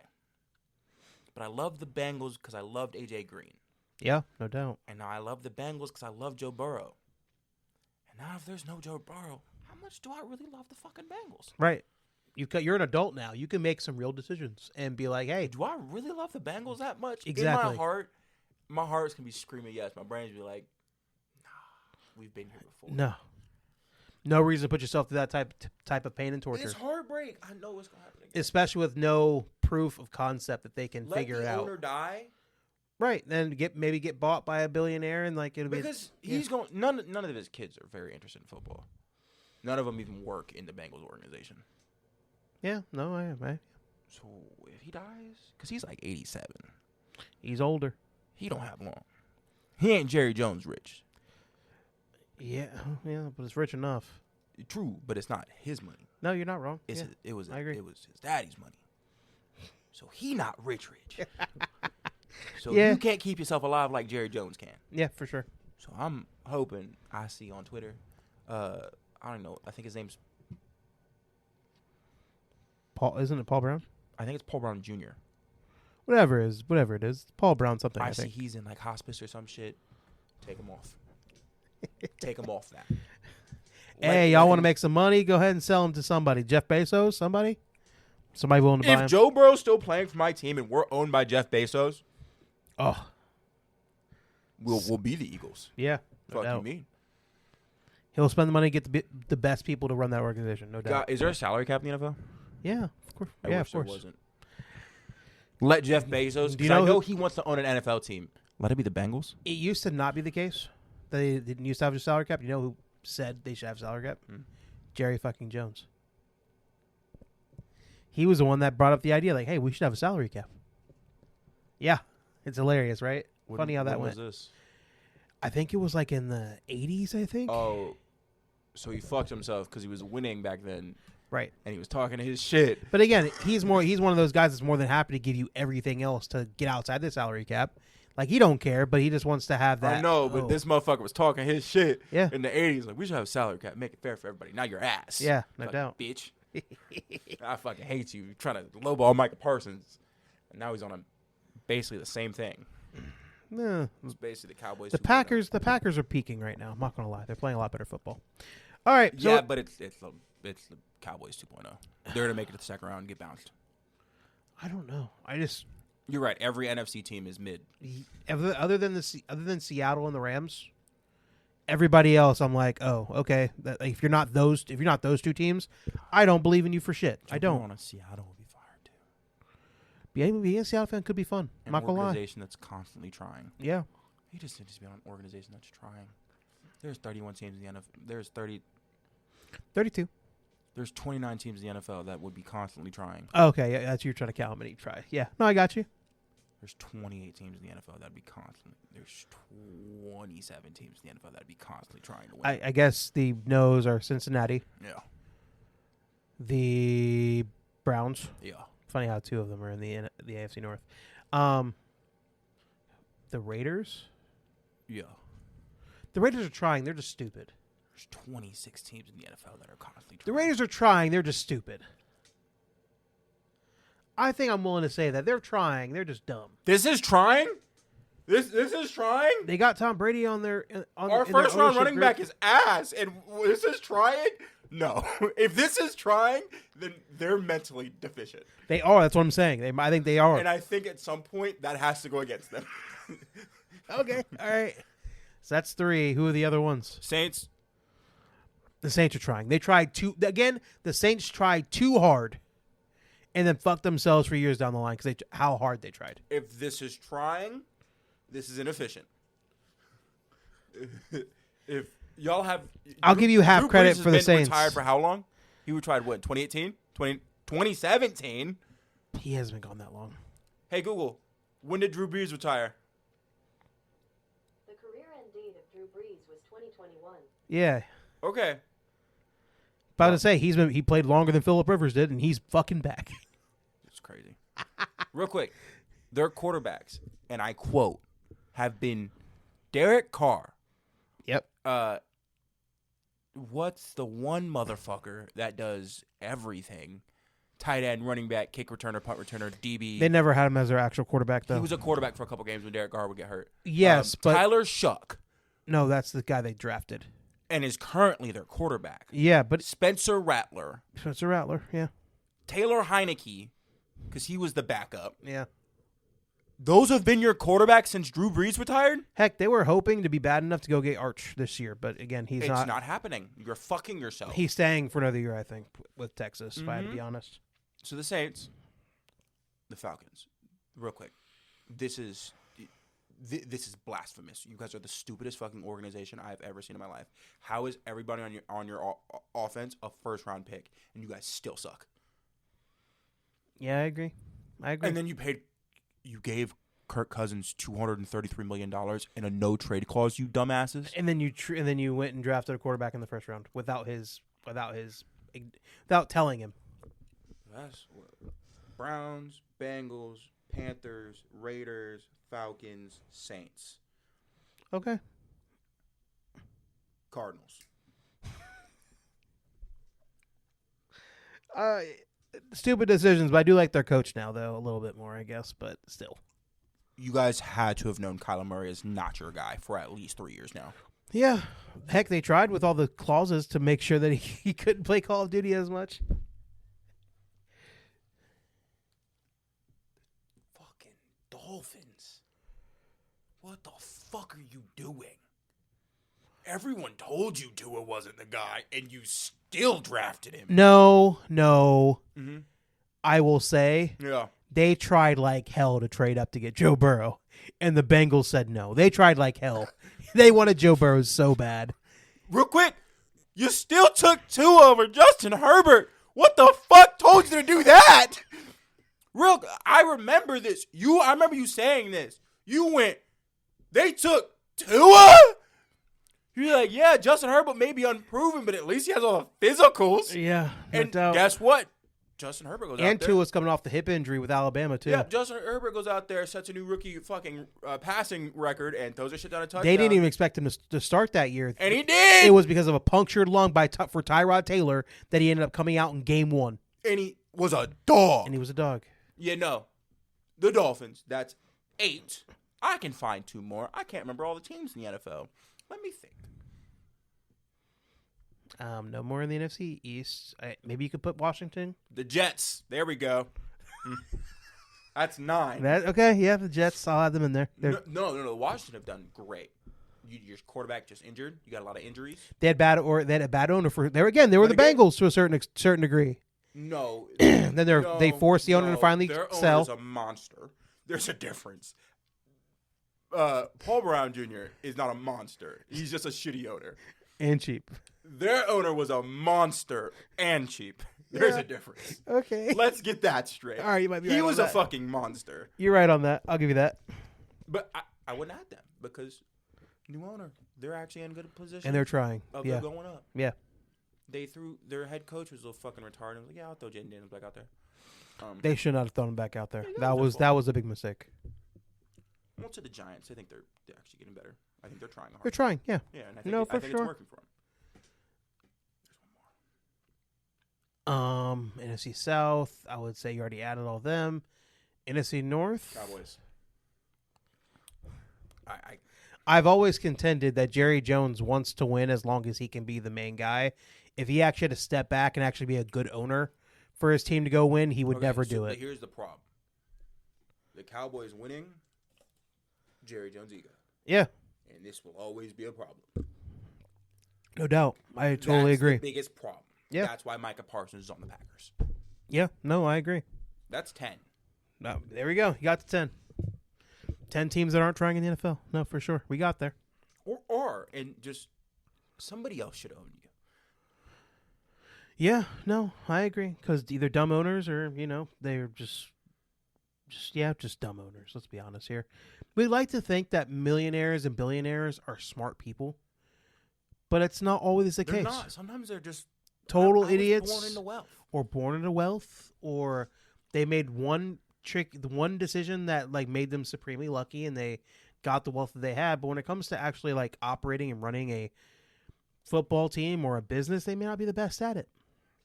So yeah, no, I totally agree. Plenty of owners in the NFL that don't deserve to have. I'll let the NFL teams. Jaguars slide for now. Their owner, he tried. He trying. Again, Was it Shad Khan? I believe is his name. He's no one could have said that Trevor Lawrence was kind of gonna be mid. coming out of college. There's no He was a dog. They were calling him the next Andrew Luck. There was nothing. Yeah. There's nothing they could have told you that he was going to be as mid as he has been in the NFL so far. The Titans. Oh yeah, they did fuck up the whole Vrabel situation. Add the Titans on the card. You also can't even remember this dude's fucking name. Who was their quarterback for the longest fucking time that they converted from a receiver to a quarterback when he got to the NFL? Oh, you're talking about Tannehill. Yeah, you let Ryan Tannehill be your quarterback for years. He did make it. They did make it work. They made an AFC Championship game with Ryan Tannehill as their quarterback. Yeah, yes. It was with that young Derrick Henry in the backfield? and it was Mike Vrabel as your head coach, and it was with AJ Brown as your wide receiver, And your defense was fucking elite. and your defense was awesome. Yeah, for sure. So, and then you fire Vrabel. You trade AJ Brown Yes. for a first round pick, then you use it on a different wide receiver that was hot ass. Traylon Burke. They drafted Traylon Burke.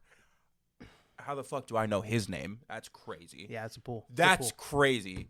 That he's going to be on an NFL fucking thing one day. Do you know he actually playing on an NFL team right now? He's on a team? He made a touchdown catch a couple weeks ago for He his was team. fast. That's all he was out of college. He was stupid fast. Yeah. But a wide receiver, he was not. No. An all-around wide receiver. The best decision you guys have made was signing Calvin Ridley. Yeah, and then they fucked around and didn't have a quarterback out. They went and got, old boy. Why am I forgetting his name? The golden boy from Kentucky. The freaking what's his name? Why am I forgetting his name? Traylon Burke was a crazy pull, buddy. Tennessee Titans QB. It's freaking not Cam Ward. It's the last guy they drafted. Will Levis. Terrible decision. Oh, yeah. Everybody and their mama knew he wasn't it, and they drafted him in the second. Again, they didn't use a first round pick on him, but they still used a second round pick and thought he was going to be their guy, and everybody knew he wasn't going to be. He puts mayo in his coffee. Mayo in his coffee. That should have his been it. decision-making was That might be one of my best moments as a podcast when I brought that up. Bringing mayo, putting mayo in your coffee should have been an instant no on anybody that wants to draft you. That should have been an instant bad decision. How are you going to not throw interceptions, but you're going to put mayo in your coffee? Not going to fucking happen. Not gonna fucking happen. Real quick, I think that podcast did great. By the way, It was awesome. If I remember, that podcast did good numbers. It was wild. It was a wild, very good podcast. All right, now that we've gone through all the teams that aren't trying, and we've talked about all the new stuff we want to talk about, let's get It to was the 11, by the way. That's almost half. yeah. We're getting close to 12 at that point too. Once you add the Titans in there, No, I let Jacksonville kind of slide. you let Jacksonville slide. Yep. For now. For now, you're on the watch. For You're now, on the watch I'm list. just saying everybody's being paid, and you guys are still kind of fucking this up. And the only reason why you're kind of not on the list right now is because you guys are probably gonna make the playoffs. Yeah, they're leading the AFC South right now. But again, Houston Lawrence, is charging though, but Trevor Lawrence is like the most motherfucking up and down. When Oh, this motherfucker said, "There's they've been more- winning these there's games." more to me than football. yeah, Crazy. I'm not just a football player, and I'm like, again, That's not what I want to hear from my that's not quarterback. what I want to hear. Not what you want to hear. You could be more than a football player off the field. And it wasn't just saying like, "Oh, I'm putting my all into football," but he's like, "No." It was like more of like a, This isn't it. "No, this is not all that I'm about." And I'm sitting there like, you can have other hobbies, but football is the thing that butters your bread. That's it. That's your main. That's your main This piece. is your job. Right. And he kind of came in with but this isn't it for me. And I'm like, there's a team paying you lots of money for that to be the case. You might want to figure that out. Maybe we'll Hasn't figured it out. backtrack this statement. Never did. On the football field or off the football field. You All right. stupid. Let's get to the rest. Let's get to our games. When it comes to our records overall, picking games, I am 120, 73-1. Jace is 126, 67-1. I'm 6 games ahead. Yeah. Last week, I went 7-7. Jace went 8-6. I'm staying ahead, man. Yeah, no, you're keeping a nice little lead on me. Again, we did like 3 splits last week. Man, And you won 2 out of 3? bad and you bet bad. Makes tracks. Fuck you. I won a bet yesterday, okay? Oh, it's crazy. I didn't see it. You didn't win Where's the the bet. money in my pocket? It isn't. I will get you. I wouldn't have taken it because I would have saw Kyle Pitts and been like, no, taking his ass I off. know. Real That's quick, why I didn't even no, think no. about Here's sharing the other it. thing. I probably would have taken the rest of the bet and then just cut the Kyle Pitts off. But you would have won. I would have. You would've Not won. as much money, Yeah.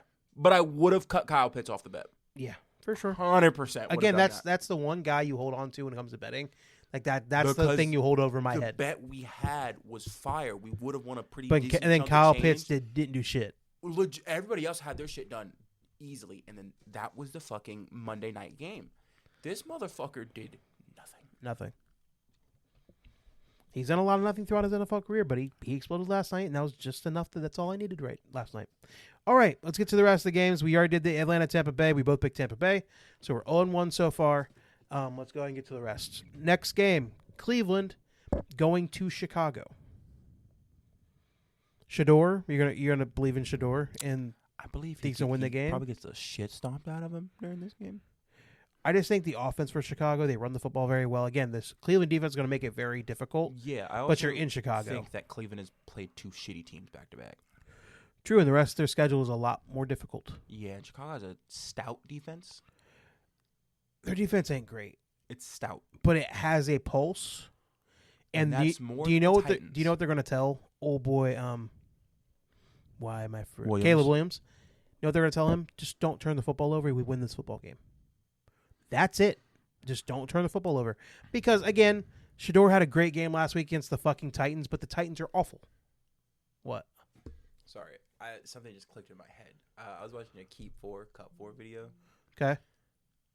Let me ask you a question. Okay.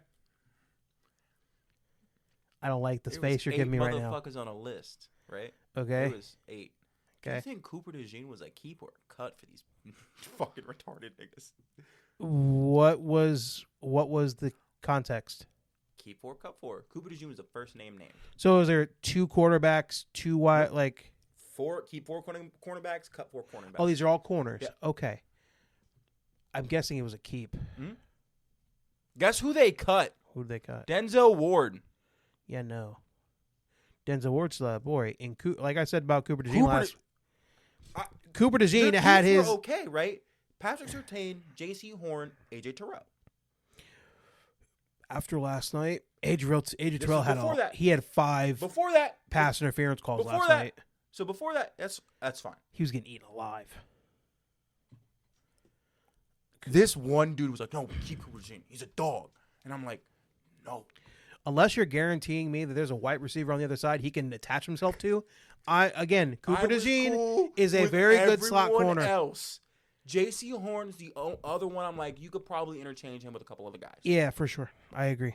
But if Cooper DeJean's the first name, he's cut. Yeah, no doubt. Again, I respect him. He is a good player. He is a good slot corner. That's it.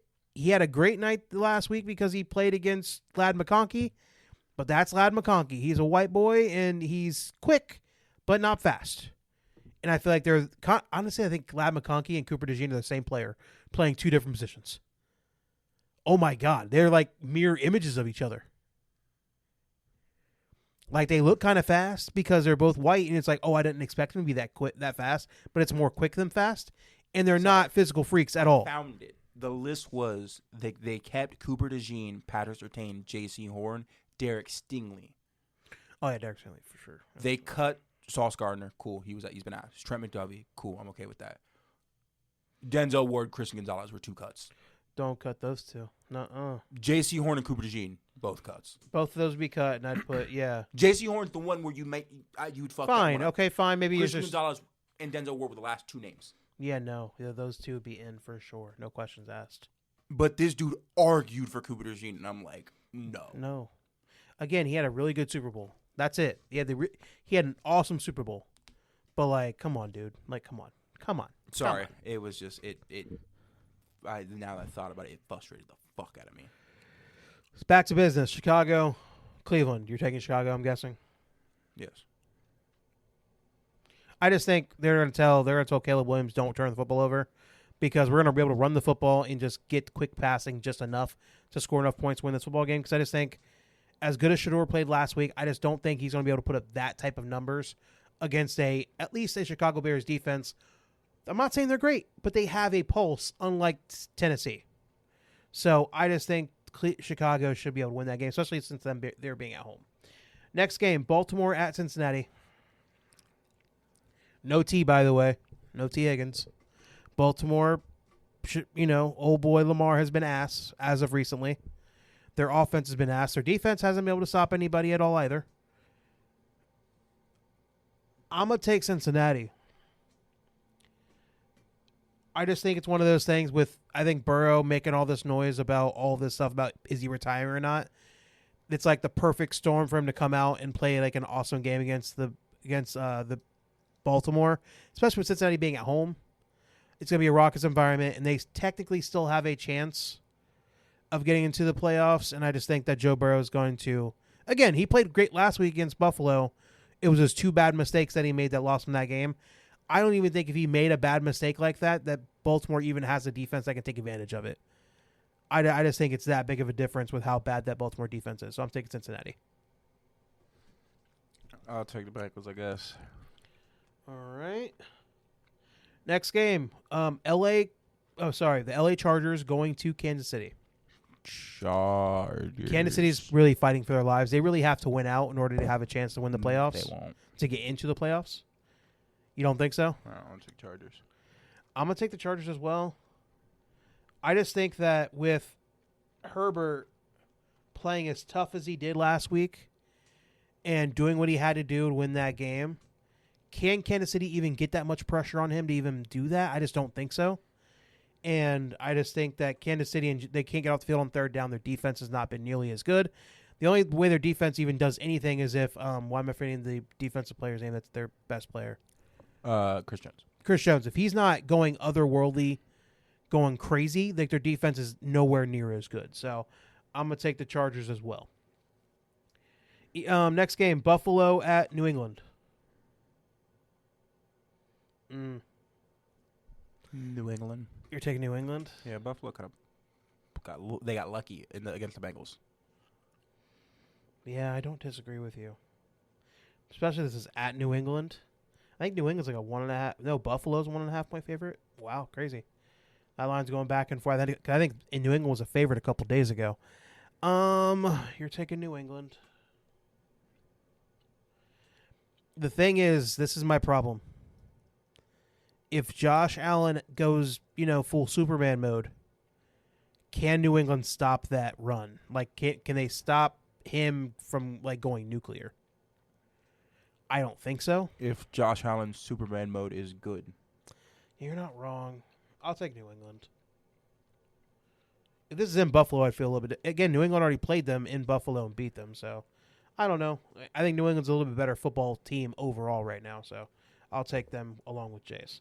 Next game, Washington going to the New York Giants. Ugh, this game is gross. This game is awful. Is Jaden Daniels playing? I got to check now. Daniels is not playing. Who? I'll take the Giants. I'll take famous Jameis. You're going to take famous Jameis? No, Jackson Dart's back. Oh. Yeah, Dart's back. I'll still take. I'm going to take the Giants as well because that Washington defense is absolutely atrocious. And again, Mariota is a really good backup quarterback, but Deebo Samuel is questionable. And I just think that, I don't know, that defense for Washington is awful. I'll take Jackson Dart to come out and make a splash. I agree. Next game, Las Vegas going to Philly. Oh, I'm taking Philly. Even if Philly plays their worst offense, which they've been doing plenty this year, I don't think Vegas has a offense that can take advantage of that. And not to mention, I think Philly is going to at least be smart enough defensively to be like, hey, we're going to put all of our effort towards stopping Brock Bowers and make whoever is going to be playing quarterback for them, either Geno Smith or the Kenny Pickett being their backup, make them throw to somebody else in order to win this football game. Because I don't think Ashton Genty's going to do shit. He's been awful all year. Their offensive line is not good. So I think Philly, even playing their worst, I think they win this game by multiple scores. I'm guessing you agree. Yeah. Next game, New York Jets going to Jacksonville. It's Jacksonville. Do you know that Tyrod Taylor got hurt last week and wasn't able to finish the game, and they had to have Can you tell me something that's going on with the WNBA season? what? Can you tell me something that's going on with the WNBA season? They're not playing right now. Could you tell me anything that happened during their season? Why am I forgetting her name? The Aces best player. Nope. No, it's AJ right. Wilson. AJ Wilson. She won the MVP again. Mm-hmm. Won the finals MVP. Mm-hmm. That's all I got. Anything else? No. I think Caitlin Clark got hurt in the middle of the season, didn't even finish out the season, so That's the thing. I saw a post of the dude was like, hey, notice how Caitlin Clark got hurt and no one heard anything about the WNBA? again, I think I'm on the outside that I wasn't even going to hear that because I'm like, I'm not even a big Caitlin Clark guy. Dude, I'm not gonna. watching her shoot is cool. It is cool, but again, I can watch that in a clip, but I don't care enough to go watch a full game. I've watched one. A full WNBA game. Mm-hmm. Again, I respect it, but I'm just not gonna pretend like I care enough. And it's not because I don't think women can play basketball. I think they're really good at basketball. I think that technically they're better players than what a lot of NBA players are doing when it comes to systematically doing what they're supposed to and really playing good basketball. But it's just not my bag. I did not grow up a WNBA fan, and I'm not going to pretend to be one now. Grows up with WNBA. Sorry. Oh no! Oh, you're gonna be. Oh, really? You're gonna take that stance right now? I'm guessing you're taking Jacksonville.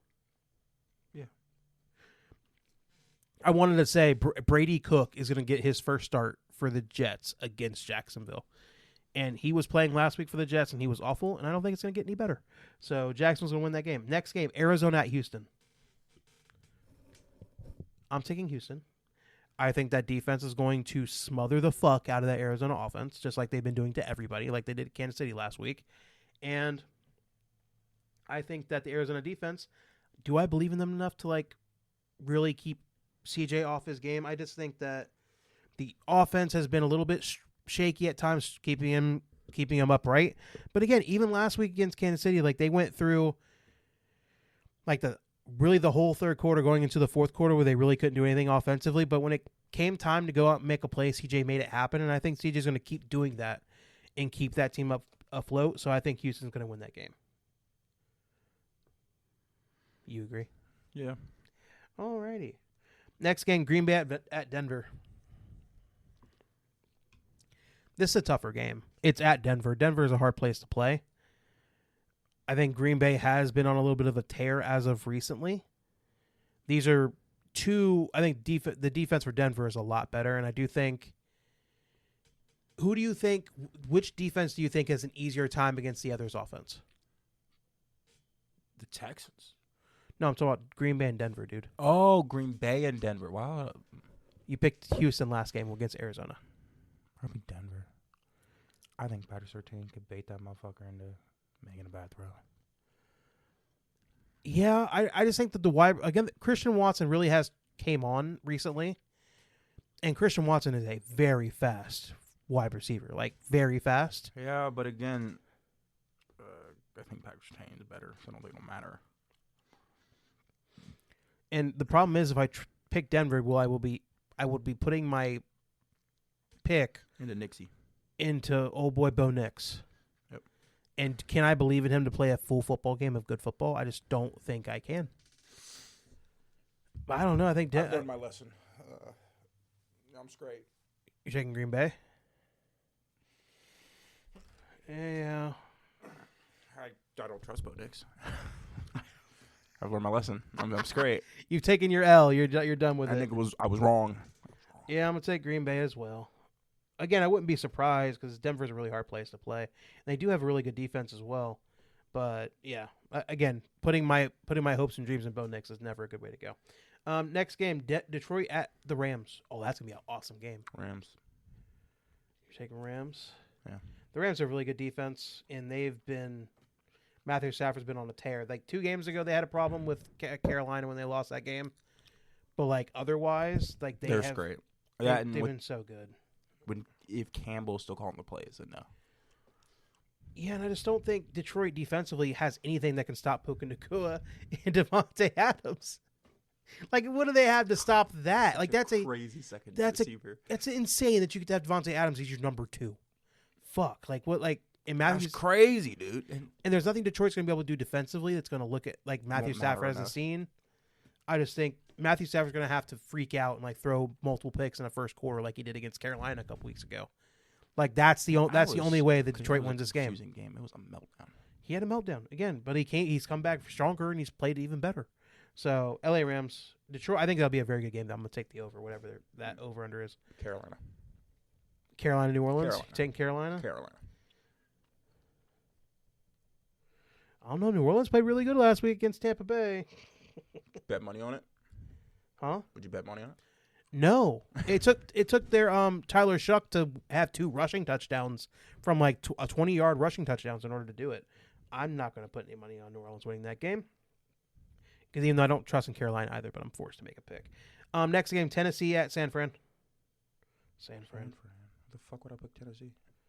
Tennessee's showing a pulse, but it's just they just don't have the players. And I think San Fran, their defense has been their issue, but I just don't think Tennessee has anybody offensively that's going to be able to make San Fran pay enough to lose this game. And plus, I think Christian McCaffrey's going to go ape shit against that defense. Seattle.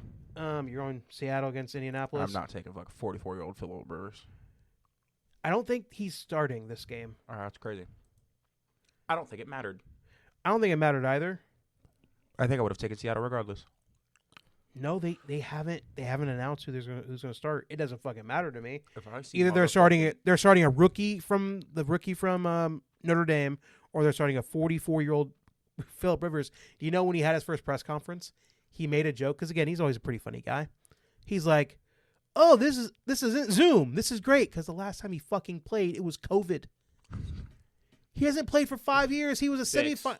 He's a semifinalist for the fucking Hall of Fame. It's been 5 years. You have to be out of the league for 6. I don't fucking care. 5 years is 5 years. It don't matter. But no, it's just like the fact it's malpractice to put a 44-year-old quarterback that hasn't played in 5 years. That's a senior citizen, gentlemen. Against Seattle? Bro, that's a senior fucking citizen, dude. What are we doing? Against Seattle, one of the best defenses in the NFL? when we watched the Browns throw Joe Flacco out there, Joe Flacco threw 348 yards and 4 touchdowns. So maybe Phillip Rivers was way better than quarterback than Flacco was, but Phillip Rivers ain't played in 5 years. Seattle is top 5 in pressures, dude. Like, they're sending people after you. Real quick, and Phillip Rivers was never a mover. He looks like he's been a dude that's been enjoying his life in Alabama making kids. Because he's a 99 and making children. He has like 50. He has a child that is as old as the rookie quarterback. Yeah, exactly. No, and fun fact, she's fucking older than him, and she has 2 kids. This is a grandfather. He's a grandfather. He's dude. a grandfather. He's a grandfather. And I'm just like, it's malpractice to throw him out in the football field. It's malpractice. You're throwing him out there to die. This is fucking elder abuse. This is not okay. It's not okay. When they pulled Joe Flacco's ass off the couch, everybody had a problem with it. Joe Flacco ain't got no job. How do you not go get Joe Flacco? He's been on your team recently. How do you not go get Joe Flacco? Or maybe Indianapolis is like, hey, this is our chance to lose games. We're just going to lose. You can't make any trades. They traded their first-round pick to go get Sauce fucking Gardner. They don't even get their first-round pick. Trade deadline, dude. Trade deadline. No. Yeah, but Joe Flacco is sitting on the fucking couch. No, he's not. Yes, he is. The Cincinnati dropped him. Oh, what the fuck are y'all doing? They sent him home. He made a tweet like, oh, I guess I'm going home. Because Cincinnati sent him home. He's not even on the roster. Crazy. Joe Flacco sitting on the fucking couch. He's at least played football for your this year. He played football 2 weeks ago. My bad. A week ago. You can throw his ass in. That's crazy. Why did y'all go get Phillip Rivers? Y'all just trying to be fun. They're just trying to lose football games. But here's the thing: they don't get a first round pick because they traded it for Sauce Gardner. And he's been dog shit. He did get hurt with an Achilles injury, but again, guess what? He may as well just blown his Achilles because he's not going to play for the rest of the season because they're going to be worried about him blowing his Achilles and being out for next year. And that's the thing with Daniel Jones getting hurt when he did. He's not playing all of next year either. So now they're back to what are they going to do at quarterback for next year? Anthony Richardson? Oh, fuck. That's going to be insane. Insane they're going to have to go back to fucking Anthony Richardson to win them football games. Minnesota at Dallas. I'm taking Dallas too. JJ McCarthy had a good game last week, but it was against it was like an awful defense that they played. Let me guess. Was it an NFC team? Hold on, let me see. Let me get there. It was at home. Yeah, it was NFC.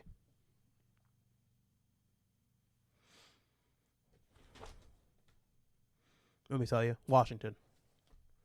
Awful defense. So he had a good game against a very bad defense. I just think Dallas, even though I think Dallas is a bad defense too, they can at least get pressure on you enough to where I don't think it'll JJ McCarthy's going to make mistakes. Yeah. So I'm taking Dallas. And not to mention Dallas is going to do I don't know. Maybe this will be a defensive slog fight and whoever's at 15 points first wins, but I'll believe in Dallas more than I'll believe in them. I agree. Last but not least, that Sunday night game. Monday night game, Miami at Pittsburgh.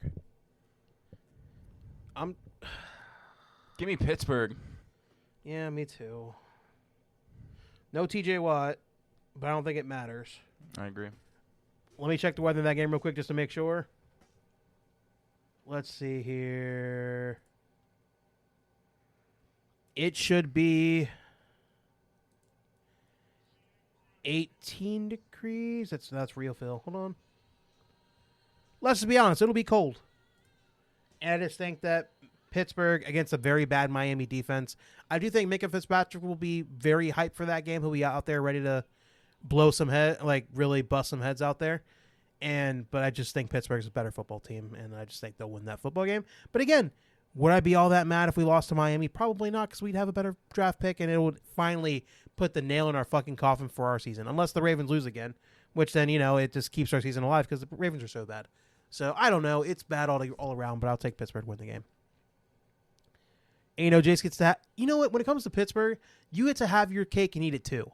Because either you pick Pittsburgh and they win, and you get to just say, oh, I guess you just get to keep going and try to make the playoffs when you're not going to do anything. Or they lose and you get to say the Steelers are dog shit. You get to have it good. You get to have it made in the shade both ways, and I have to sit here and go through all this torment. But it is what it is. Okay, that's about it. That's all of our games. You know what I've been seeing a lot? What's Just that? want to go off topic for a second. They've been pushing the fuck out of this Avatar game since the new movie's coming out. Yeah, but I heard it's awful. Yeah, I still don't want to play this shit. This shit has been out for forever, and I still don't want to play this shit. Again, I watch the movies all day long. I know, but like, it's weird. How do you take such a cool concept and then fuck up a video game of it? Yeah, it should be just you just have a fun, like, a one-player game and explorer type of thing. Yeah, it should have just been Cyberpunk. Yeah. But set in the Avatar universe. I don't know how Yeah. you fuck that up.